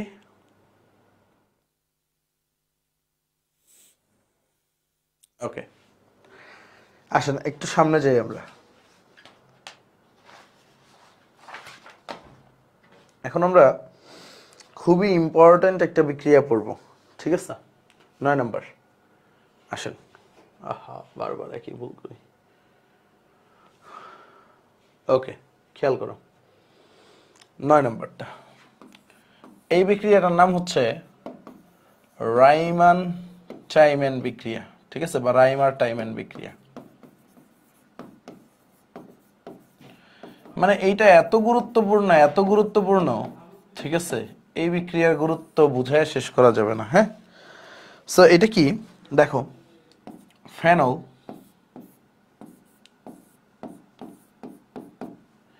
কি করবে, ক্লোরোফর্মের উপস্থিতিতে CH-Cl3, একটা ক্ষারীয় মাধ্যম পটাশিয়াম হাইড্রোক্সাইড। সো ক্ষারীয় মাধ্যমে ক্লোরোফর্মের উপস্থিতিতে ফেনল কি করবে, তোমার হিট দিলে এখানে CHO মূলক যুক্ত হবে অর্থ পজিশনে, ঠিক আছে, কি যুক্ত হবে CHO মূলক। এই যে এই যৌগটা, এই যৌগটার নাম হচ্ছে, এখানে সাথে আরো কিছু যুক্ত হয়, যেমন পটাশিয়াম ক্লোরাইড প্লাস পানি তৈরি হয়, মেইন প্রোডাক্ট এটা। হ্যাঁ, এটাকে বলা হয় হচ্ছে, দেখো ফেনলে কে আসছে, CHO মূলক আসছে, তো কে বেশি সক্রিয়, CHO মূলক না ফেনল, হাইড্রোক্সিল মূলক, বলো CHO মূলক বেশি সক্রিয় না হাইড্রোক্সিল মূলক বেশি সক্রিয়, তোমরা একটু বলো কে বেশি সক্রিয় হবে, CHO মূলক না হাইড্রোক্সিল মূলক। অবভিয়াসলি অবভিয়াসলি অবভিয়াসলি CHO মূলকটা বেশি সক্রিয়। তাহলে কি এটা 1 নাম্বার ধরবা, তো এটা যদি 1 নাম্বার হয়ে যায়, এটার সাপেক্ষে এটা কি পজিশন বলো, এটা 2 নাম্বার পজিশন। ওকে, এটা কি 2 নাম্বার হইলে এটা অর্থ হয়ে যাবে না, তখন এটার নামটা চেঞ্জ হয়ে যায়, অর্থ হাইড্রক্সি, মানে এই হাইড্রক্সিল মূলকটা তখন সেকেন্ডারি হয়ে যায়, অর্থ হাইড্রক্সি বেনজালডিহাইড, বেনজালডিহাইড। আমি কি বুঝাইতে পারছি কি হয়েছে? দেখো CHO মূলকটা এসে যুক্ত হয়েছে, এই বিক্রিয়ার মেকানিজম অনেক বিশাল, মেকানিজমে যাওয়ার দরকার নাই, মেকানিজম কোশ্চিন কালে আসবেও না, ঠিক আছে। এখানে কি হয়, অনেক রিঅ্যারেঞ্জমেন্টের ফলে এখানে কি হয়, CHCl3টা আসে, এখানে অনেক রিঅ্যারেঞ্জমেন্ট হয়, হাইড্রোজেন বের হয়। সো সব রিয়ারেঞ্জ পরে এখানে সিএইচও মূলকটা আসে, বিশাল মেকানিজমটা বিশাল। সো এটাকে কি বলা হয়, অর্থো হাইড্রক্সি বেঞ্জালডিহাইড বলা হয়। কি বলা হয়, অর্থো হাইড্রক্সি বেঞ্জালডিহাইড। বুঝছো, অর্থো হাইড্রক্সি বেঞ্জালডিহাইড। ওকে ডান। এখন খেয়াল করো, এই অর্থো হাইড্রক্সি বেঞ্জালডিহাইড যে আছে, বুঝছো, অর্থো হাইড্রক্সি বেঞ্জালডিহাইড, এটারে আমরা কি করব, এই অর্থো হাইড্রক্সি বেঞ্জালডিহাইড এটার আরেকটা নাম আছে, সেটাকে বলা হয় স্যালিসিলডিহাইড। স্যালিসিলডিহাইড। সবচেয়ে বেশি যেটা প্রশ্ন আসে, রাইমান টাইমান বিক্রিয়ায় কি তৈরি হয়, উত্তর কি, স্যালিসিলডিহাইড। রাইমান টাইমান বিক্রিয়ায় কি তৈরি হয়, স্যালিসিলডিহাইড। ঠিক আছে, রাইমান টাইমান বিক্রিয়ায় কি তৈরি হয়, স্যালিসিলডিহাইড। ওকে। সো তোমাদের মনে একটা প্রশ্ন জাগতে পারে, ভাইয়া যে এই বিক্রিয়াটায় একটা এখনো আসে না এই প্রশ্ন, বাট এটা কি, এটা তো ইলেকট্রোফিলিক সাবস্টিটিউশন রিঅ্যাকশন, তাই না? এটা কি ধরনের বিক্রিয়া, ইলেকট্রোফিলিক সাবস্টিটিউশন না?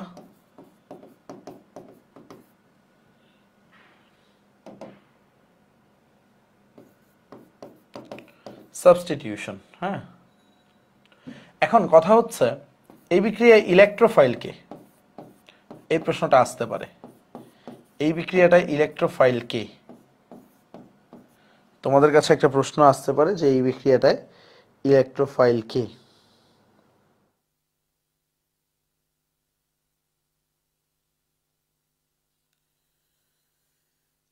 এই বিক্রিয়ায় ইলেকট্রোফাইল কে, বলো তো?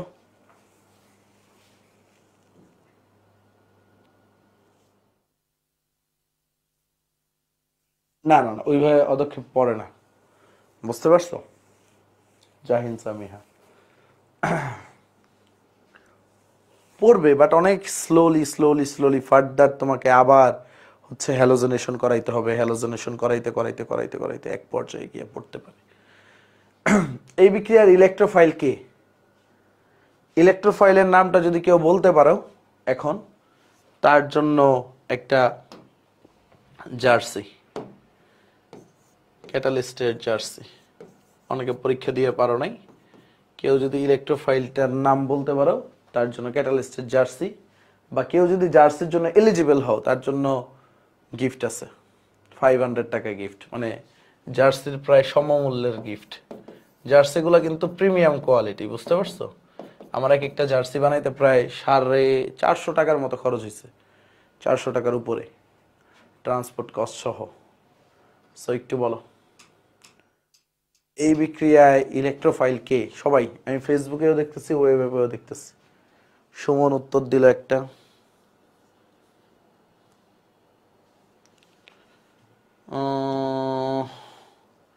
সবাই সিএইচও বলতেছে, বাট না, কেউ সঠিক উত্তর দিতে পারে নাই। ঠিক আছে, কেউ সঠিক উত্তর দিতে পারে নাই। CHCl3 বলতেছে, তাও না। দেখো এইখানে এই বিক্রিয়া ইলেকট্রোফাইল হচ্ছে CCl2, এটা ইলেকট্রোফাইলকে CCl2। কিভাবে দেখাই, এই CHCl3 একটু বুঝো প্লাস পটাশিয়াম হাইড্রোক্সাইড, এরা কি করে, নিজেদের ভিতরে বিক্রিয়া করে, বিক্রিয়া করে কি করে, এই হাইড্রোজেনটা চলে যায় হাইড্রোক্সাইডের সাথে, তাহলে এখানে কি অবশিষ্ট থাকে, ঠিক আছে, হাইড্রোজেনটা হাইড্রোক্সাইডের সাথে চলে যায়, CCl3 থাকে না অবশিষ্ট? CCl3 থাকে কিনা বলো তো? CCl3 তারপরে ফার্দার বিভিন্ন রিঅ্যারেঞ্জমেন্টে যেয়ে, ঠিক আছে, একটা ক্লোরিন অপসারণ হয়ে CCl2 থাকে, ঠিক আছে, আলটিমেটলি যে জিনিসটা থাকে CCl2। সো এটার নাম হচ্ছে ডাইক্লোরোকার্বিন। এটার নাম কি, ডাইক্লোরো, এটার নাম হচ্ছে ডাইক্লোরোকার্বিন।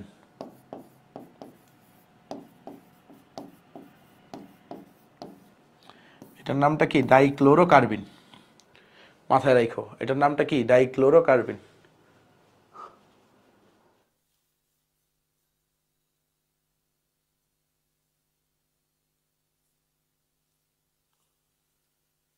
এটার নামটা হচ্ছে ডাইক্লোরোকার্বিন, মাথায় রাখো, ঠিক আছে, ডাইক্লোরোকার্বিন। বুঝা গেছে? কেউ কি পাইছো? কেউ পাইলা না তো। একটু মাথায় রাখো, ডাইক্লোরোকার্বন CCl2টা ইলেকট্রোফাইল। তো CCl2টা ইলেকট্রোফাইল হিসেবে আসে, অনেক রিঅ্যারেঞ্জমেন্ট হয়, তারপরে হচ্ছে এখানে অর্থো হাইড্রোক্সি বেঞ্জালডিহাইড। তো ওই ভেজালে যাওয়ারই দরকার নেই তোমাদের, হ্যাঁ, তোমাদের সিলেবাসেও নাই, ইভেন কি এইচএসসি কি ভার্সিটি সেকেন্ড ইয়ার পর্যন্তও নাই, ঠিক আছে? রাইমান টাইমান বিক্রিয়ার মেকানিজম থার্ড ইয়ারে গিয়ে আমরা পড়ছিলাম। ডান ডান ডান, সবার মাথায় ঢুকছে? ডান, পরের বিক্রিয়ায় যেতে পারি, বলো ভাই। একটা জার্সি এর আশায় এখনো বেঁচে আছি, বাইচে থাকো, বাইচে থাকলে অনেক পাবা। আচ্ছা, ঠিক সেম ভাবে এই যে এই ক্লোরোফর্ম আর পটাশিয়াম হাইড্রোক্সাইড থাকলে আরেকটা মানে হচ্ছে, এটা হচ্ছে একটা এক্সট্রা বিক্রিয়া পড়াচ্ছি, অ্যামিনের বিক্রিয়া পড়াচ্ছি। অ্যামিন যেহেতু পড়াই নেই তোমাদের, একটু লিখে রাখো বোনাস। ধরো হচ্ছে অ্যানিলিনের সাথে, ঠিক আছে, একটু রিলেভেন্ট করে যেন তোমরা পড়তে পারো। অ্যানিলিনের সাথে যদি সেম ভাবে CHCl3 আর পটাশিয়াম হাইড্রোক্সাইড খাট দেখো, তখনও একটা সেম বিক্রিয়া হয়। তখন যে বিক্রিয়াটা হয় এটাই তৈরি হয় হচ্ছে কার্বিল অ্যামিন তৈরি হয়। এটাকে বলা হয় ফিনাইল কার্বিন অ্যামিন, ঠিক আছে? এটাকে কি বলা হয়? Phenyl carbyl amine. এটার তীব্র ঝাঁঝালো গন্ধযুক্ত হয়, বুঝতে পারছো? এই কার্বিল অ্যামিন যেটা দেখতেছো তোমরা, ফিনাইল কার্বিল অ্যামিন, এটা কি হয়? তীব্র ঝাঁঝালো গন্ধযুক্ত হয়। কি হয়? তীব্র ঝাঁঝালো গন্ধযুক্ত হয়। সো এই অ্যানিলিনের সাথে তোমার যদি ক্লোরোফর্ম হয়, বা এটা হচ্ছে 1 ডিগ্রি অ্যামিন বা প্রাইমারি অ্যামিন বলা হয় এটারে, এটা কি 1 ডিগ্রি অ্যামিন, ঠিক আছে? অথবা এটারে কি বলা হয়? প্রাইমারি অ্যামিনও বলা হয়। কি বলা হয়? প্রাইমারি অ্যামিনও বলা হয়। সো অ্যানিলিনের সাথে তুমি যদি কখনো দেখো যে প্রাইমারি অ্যামিন বা 1 ডিগ্রি অ্যামিনের সাথে ক্লোরোফর্ম পটাশিয়াম হাইড্রোক্সাইড আছে, তো তোমার কি হবে? কার্বিল অ্যামিন তৈরি হবে। কি তৈরি হবে? Carbyl amine. তো এটাকে বলা হয় প্রাইমারি অ্যামিনের শনাক্তকরণ বিক্রিয়া, ঠিক আছে? 1 ডিগ্রি অ্যামিনের শনাক্তকরণ বিক্রিয়া। সো ক্লোরোফর্ম পটাশিয়াম হাইড্রোক্সাইড যেখানেই দেখবা, সো এখানে একটু মাথায় রাখবা, সতর্ক থাকবা, হ্যাঁ? শনাক্তকরণ বিক্রিয়া। কি বিক্রিয়া? শনাক্তকরণ রিঅ্যাকশন, শনাক্তকরণ বিক্রিয়া। ডান। 1 ডিগ্রি অ্যামিনের শনাক্তকরণ বিক্রিয়া, এটাকে বলা হয় কার্বিল অ্যামিন টেস্ট। এই টেস্টটাকে কি বলা হয়? Carbyl amine test. ওকে, এই টেস্টটাকে কি বলা হয়? Carbyl amine test, carbyl amine পরীক্ষা।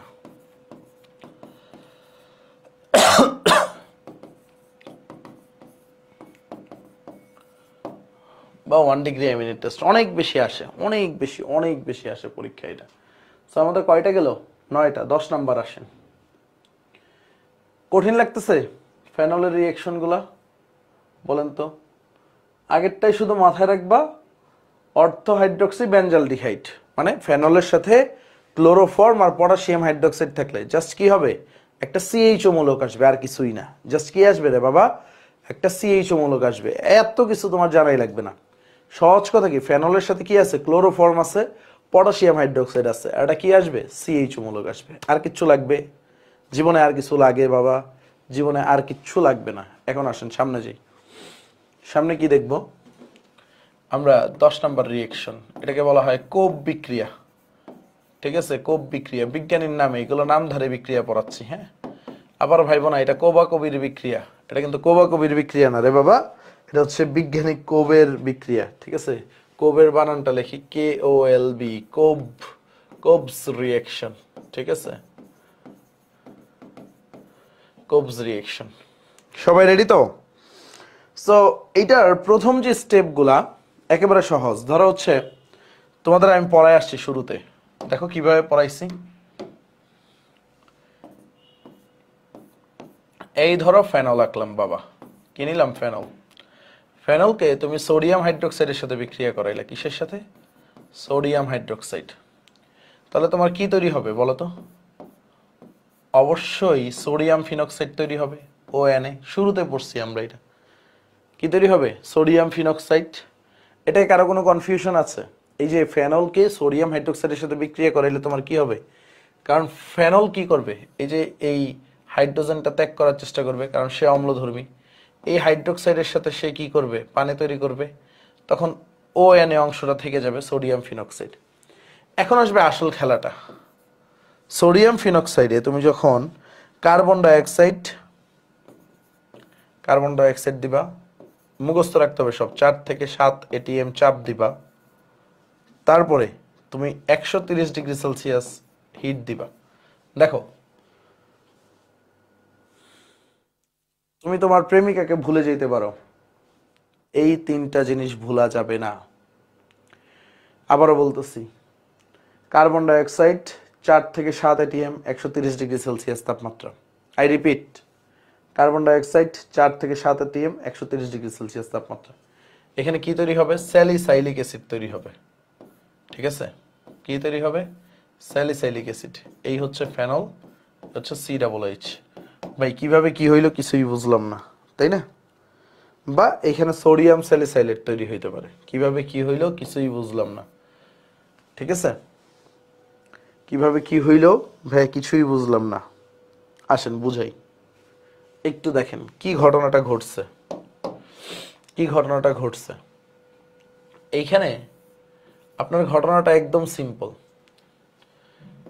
এই অবস্থায় ছিল, জাস্ট এটা শো করা লাগবে না, জাস্ট বোঝার জন্য। এখানে ফেনল ছিল, কার্বন ডাইঅক্সাইডটা এখানে কি হয়েছে, জারিত হয়ে অ্যাসিড হয়েছে COOH।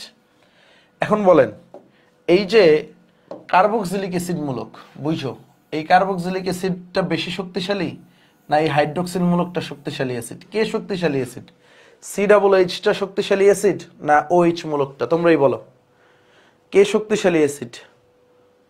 সবার কাছে জানতে চাই আমি, কে শক্তিশালী অ্যাসিড, COOHটা বেশি শক্তিশালী না এই যে OHটা বেশি শক্তিশালী? তোমরাই বলো। অবশ্যই COOHটা বেশি শক্তিশালী। তাহলে আমরা কি বলবো, দেখো আমরা কি বলবো বলো তো, আমরা বলবো এই যে COOH সে কি করবে, হাইড্রোজেন আয়নটা ত্যাগ করার প্রবণতা দেখাবে। বুঝতে পারছো, সে কি করবে, এখানে তো সোডিয়াম ছিল তাই না, ওকে, সে কি করবে, হাইড্রোজেন আয়নটা ত্যাগ করবে। তো হাইড্রোজেন আয়নটা ত্যাগ করলে দেখো, এটা ফেনলের জাত কি হোক, বুঝতে পারছো, ONA, ফেনল না লিখি এখানে ONA লিখি, সোডিয়াম ফিনক্সাইড আয়নের থেকে কার্বক্সিলিক অ্যাসিড এখনো স্টিল শক্তিশালী। ও কি করবে, হাইড্রোজেন আয়নটা ত্যাগ করার চেষ্টা করবে। তো হাইড্রোজেন আয়ন ত্যাগ করে ও তো সোডিয়াম আয়ন ত্যাগ করে দেবে, কারণ ও হাইড্রোজেনটা গ্রহণ করবে। এখানে কি হয়েছে, OH, এই হাইড্রোজেনটা কই যাবে, হাইড্রোজেনের কাছে, এই অক্সিজেনের কাছে যাবে। এই হাইড্রোজেনটা কই যাবে, এই অক্সিজেনের কাছে যাবে।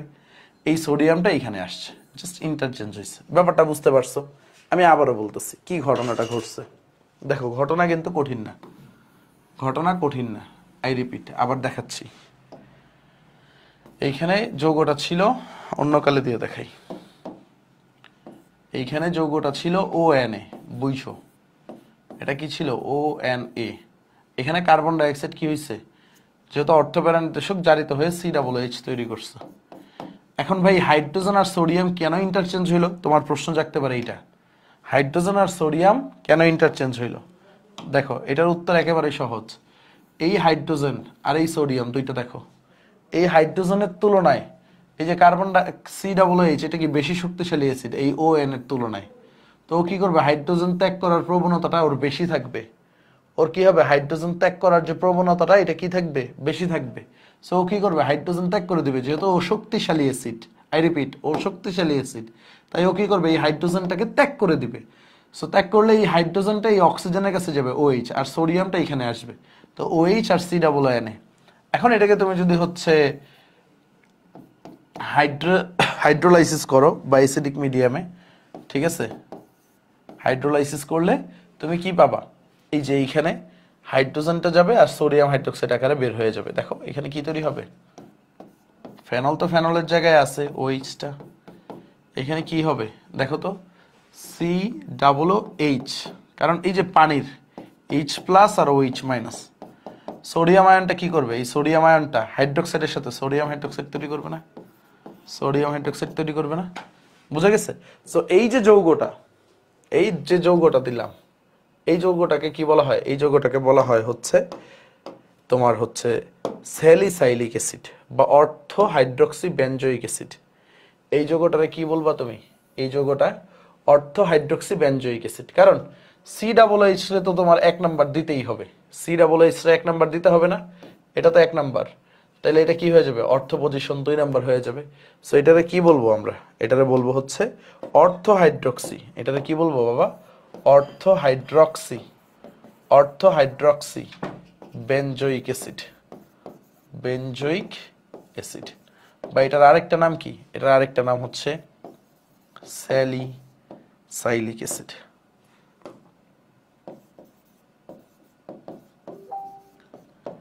অ্যাসিড ওকে। তাহলে দুইটা মেজর প্রশ্ন, দুইটা মেজর প্রশ্ন কি কি বাবা, সেটা হচ্ছে, ঠিক আছে, দুইটা মেজর প্রশ্ন কি কি রে বাবা, সেটা হচ্ছে আমাদের ফেনলের, একটু বুঝছো, রাইমান টাইমান বিক্রিয়ায় কি তৈরি হয়, রাইমান টাইমান বিক্রিয়ায় ভাইয়া স্যালিসালডিহাইড তৈরি হয়। আর কোপ বিক্রিয়ায় ভাইয়া কি তৈরি হয়, ঠিক আছে, কোপ বিক্রিয়ায় হচ্ছে স্যালিসাইলিক অ্যাসিড তৈরি হয়। আবারও রিপিট, রাইমান টাইমান বিক্রিয়ায় কি তৈরি হয়, স্যালিসালডিহাইড তৈরি হয়। কোপ বিক্রিয়ায় কি তৈরি হয়, স্যালিসাইলিক অ্যাসিড তৈরি হয়। কোপ বিক্রিয়ায় কি তৈরি হয়, স্যালিসাইলিক অ্যাসিড তৈরি হয়। আই রিপিট, রাইমান টাইমান বিক্রিয়ায় স্যালিসালডিহাইড, কোপ বিক্রিয়ায় স্যালিসাইলিক অ্যাসিড তৈরি হয়। তো কোপ বিক্রিয়াটা কি, প্রথমে ফেনলকে তুমি সোডিয়াম হাইড্রোক্সাইড দ্বারা ট্রিট করবা, সোডিয়াম ফিনক্সাইড। এই তিনটা ভ্যালু মাস্ট, প্রেমিকাকে ভুলতে পারো, এই তিনটা ভ্যালুকে ভোলা যাবে না। কার্বন ডাইঅক্সাইড 4 থেকে 7 atm 130 degree Celsius temperature, temperature বাড়ানো কমানো যাবে না, বুঝে গেছে? তো তোমার কি হবে, এই যে সোডিয়াম স্যালিসাইলেট তৈরি হবে, এটার নাম কি, সোডিয়াম স্যালিসাইলেট। যেহেতু এটা স্যালিসালডিহাইড বা সরি স্যালিসাইলিক অ্যাসিড, এটাকে কি বলবো আমরা, সোডিয়াম স্যালিসাইলেট। কিভাবে তৈরি হলো এই বেসিকটাও বুঝাইছি, বুঝে গেছে? কিভাবে তৈরি হলো এই বেসিকটাও বুঝাই দিচ্ছি। দেখো ও এনে ছিল, এখানে কার্বন ডাইঅক্সাইড ইলেকট্রোফাইল হিসেবে আসবে, ও কি করবে, সি ডাবল এইচ তৈরি করবে, সমস্যা নাই। এখন এই কার্বক্সিলিক অ্যাসিড, ওর হাইড্রোজেন ত্যাগ করার প্রবণতাটা বেশি, ও কি করবে, হাইড্রোজেনটা ত্যাগ করে দিবে, ঠিক আছে? হাইড্রোজেন ত্যাগ করলো, মাশাআল্লাহ, কোনো সমস্যা নাই। এই হাইড্রোজেন ত্যাগ করার পরে এই সোডিয়ামটা কি করবে, এখানে আসবে, মানে একটা ইন্টারচেঞ্জের মতো, হ্যাঁ। সো এটা কি হইলো, এইভাবে সোডিয়াম স্যালিসাইলেট তৈরি হলো। এটাকে তুমি যদি হাইড্রোলাইসিস করো, অ্যাসিডিক মাধ্যমে পানির সাথে বিক্রিয়া করাও, তখন তোমার কি হবে, সোডিয়ামের সাথে পানির হাইড্রোক্সাইডটা যুক্ত হয়ে সোডিয়াম হাইড্রোক্সাইড তৈরি হয়ে যাবে, আর তোমার হচ্ছে অর্থ হাইড্রোক্সি বেনজোইক অ্যাসিড তৈরি হয়ে যাবে। বুঝতে পারছো? ওকে। নাম কি, YouTube channel, AI YouTube channel, মাগোমা ভাই আজকে প্রথম। ওকে, সো আমি একটু ওয়েব এখন মাইক অন করতেছি। আমরা আজকে এই 10টা রিয়েকশনে থাকবো। আগামী দিন আমরা ফেনল শেষ করবো ইনশাল্লাহ। ফেনল অনেক ইম্পর্টেন্ট, তোমরা বাসায় একটু প্র্যাকটিস করো। সো ওয়েবে আমি একটু কথা বলার পারমিশন দিচ্ছি। তোমাদের কি কারো কোনো কথা বলার প্রয়োজন আছে কিনা, তোমরা কারো কোনো প্রশ্ন থাকলে তুমি করতে পারো। তোমাদের মাইকের পারমিশন দেওয়া আছে, তোমরা বলতে পারো। ফেসবুকে যারা আসো তোমরা ওয়েবে আসতে পারো। হ্যাঁ বলো, শুনতেছি আমি।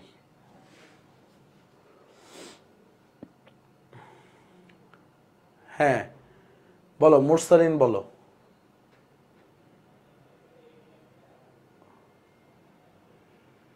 হোয়াটসঅ্যাপে গ্রুপে কিভাবে অর্ডার করব? আচ্ছা সমস্যা নেই, হোয়াটসঅ্যাপ গ্রুপের লিংকটা আবার দিয়ে দিব নে, ঠিক আছে? ওইখানে অ্যাড হয়ে যাবে। এবার একটু পিন কোড মানে খুঁজে পাচ্ছিলাম না। ওকে ঠিক আছে। আর ভাই এই গ্রুপে আর কোন কোন অধ্যায় পড়ানো হবে না? তুমি দেখো ল্যান্ডিং পেজে দেওয়া আছে, টোটাল 4টা অধ্যায় পড়ানো হবে। ল্যান্ডিং পেজটা দেখো, কোর্সের ল্যান্ডিং পেজটা দেখো, আচ্ছা ভাই, সব দেওয়া আছে।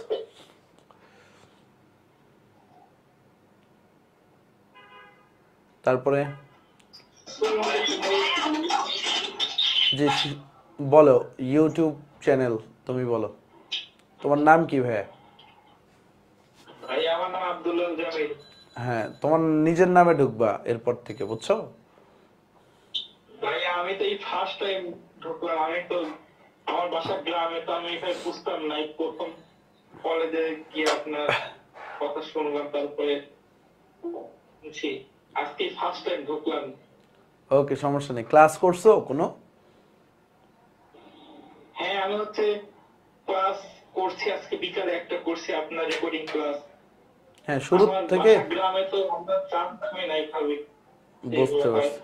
ওকে, একটু ভাই আমার শুরু থেকে সিরিয়ালি শেষ করো, হ্যাঁ, তাইলেই হবে। ওকে, আমি আপনার সবগুলো মানে কি বলবো ভাইয়া, ভাষাই হারাই ফেলছি। সমস্যা নাই জামিল, ভালো থাইকো, হ্যাঁ। আচ্ছা, তারপরে সিরাজুম মনিরা বলতে পারো। ভাই আমাদের অপসারণ বিক্রিয়া করাবেন না আলাদা E1 E2? জি জি, পড়াবো, সমস্যা নেই। অপসারণের মেকানিজম বাকি আছে, ওটা পড়াবো, টেনশন করো না। ওকে, তারপরে হচ্ছে গিয়ে মনে করো সাইফুল ইসলাম। জি ভাই, আসসালামু আলাইকুম। ওয়ালাইকুম আসসালাম। জি ভাই, এই চ্যাপ্টারটা তো বই অনেক বড়। এখন বই পড়তে গেলে কিভাবে পড়া যায়, কিভাবে পড়লে মানে বেনিফিট হবে? তুমি আমার ক্লাস লেকচারগুলো পড়ো, তারপরে বই রিডিং পড়ো, ঠিক আছে? কারণ বইয়ে অনেক বিক্রিয়া নাই, অনেক কিছুই নাই, জি। তোমরা দেখবা। আর বইয়ে অনেক অল্প অল্প করে দেওয়া, বাট পরীক্ষায় তো প্রশ্ন সব জায়গা থেকেই আসে। তো এই কারণে আমরা লেকচারগুলো ওইভাবেই গুছিয়ে দিছি। তোমাদের কি শর্ট সিলেবাসে ফেনল আছে সিরাজুম মনিরা?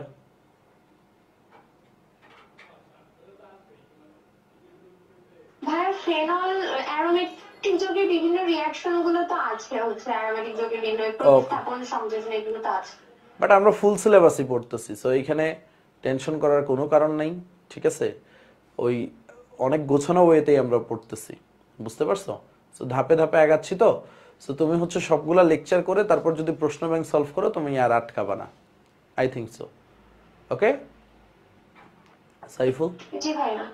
ওকে, জাহিন সামিহা প্রশ্ন করতে পারো। আমাদের তো অ্যালকোহলের হ্যালো ফর্ম বিক্রিয়াগুলো পড়ানো হয়নি, ওগুলো না, ওইটা পড়াবো। হ্যালো ফর্ম বাকি আছে, হ্যাঁ। জি ভাইয়া, কালকে তো এক্সামে এটা থেকে কোশ্চেনও ছিল। আচ্ছা ঠিক আছে, হ্যালো ফর্মটা মানে সামহাও মিস গেছে, হ্যালো ফর্মটা পড়াই দিব। হ্যালো ফর্ম অপসারণ দুইটা বাকি আছে। আর ভাইয়া মানে ক্লাস লেকচার সবগুলা পড়ে, মানে খাতা নোট খাতা পড়ে বই পড়ে তারপর এক্সাম দিয়ে ভাইয়া মার্ক এত কম পেতো ভাইয়া, খুবই এইটার মানে কারণটা হচ্ছে তুমি প্র্যাকটিস কম করো, বুঝছো? তুমি হচ্ছে বাজার থেকে 2-4টা প্রশ্ন ব্যাংক কিনবা যেগুলোতে টাইপ ওয়াইজ প্রশ্ন আছে। যেমন হচ্ছে তুমি রয়্যাল গাইড কিনতে পারো, অ্যাসপেক্ট সিরিজ নিতে পারো, বা জয়কলি নিতে পারো। ওদের দেখবে অনেক প্রশ্ন আছে, যদিও ওদের প্রশ্ন ভুল থাকে, উত্তরে ভুল থাকে, বাট প্রশ্নগুলো তো থাকবে। দেখবে হচ্ছে অ্যালকোহল থেকে বুয়েটে কি কি প্রশ্ন আসলো, অ্যালকোহল থেকে ঢাবিতে সিকের ওয়েটে কি কি প্রশ্ন আসলো। এগুলা যখন বাসায় প্র্যাকটিস করবা বেশি বেশি, তখন দেখবা কনফিউশনগুলো ক্লিয়ার হবে। আমি কিন্তু একদম ইজি ইজি প্রশ্ন দিচ্ছি, একদম ইজি ইজি, কঠিন কোনো প্রশ্ন দেই নেই।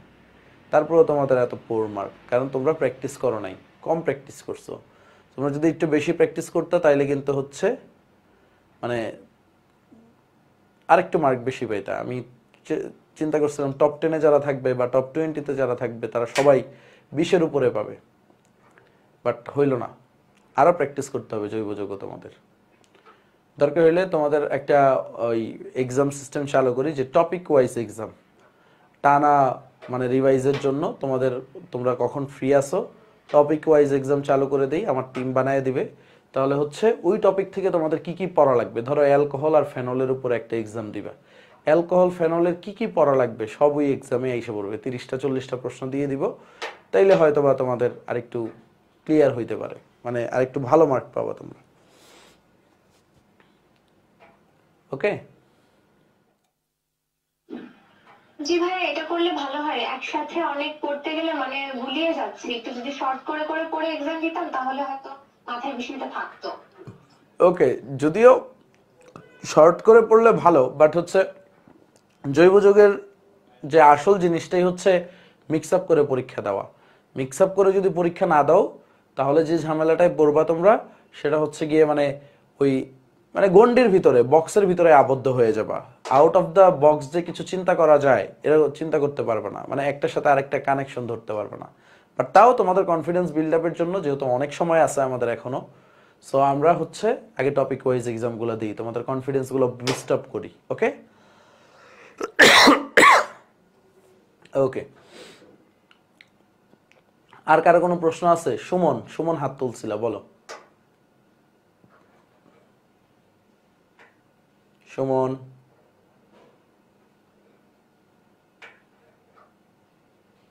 আচ্ছা আর কারো হয়তো বা প্রশ্ন নাই, ঠিক আছে।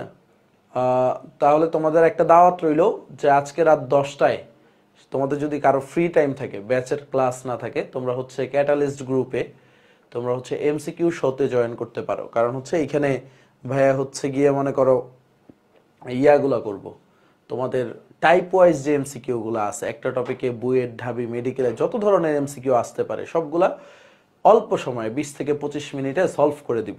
সো এইভাবে একটা প্লেলিস্ট তৈরি করবো, মৌলের পর্যাবৃত্ত ধর্ম দিয়ে শুরু করছি, তারপরে ধাপে ধাপে সবগুলা চ্যাপ্টার করলে ইনশাল্লাহ তোমাদের একটা কনফিডেন্স বিল্ড আপ হবে। ওকে, সো আজকে এই পর্যন্ত থাকুক, ইনশাল্লাহ পরবর্তী ক্লাসে দেখা হবে তোমাদের সাথে। হ্যাঁ, ভালো থাইকো।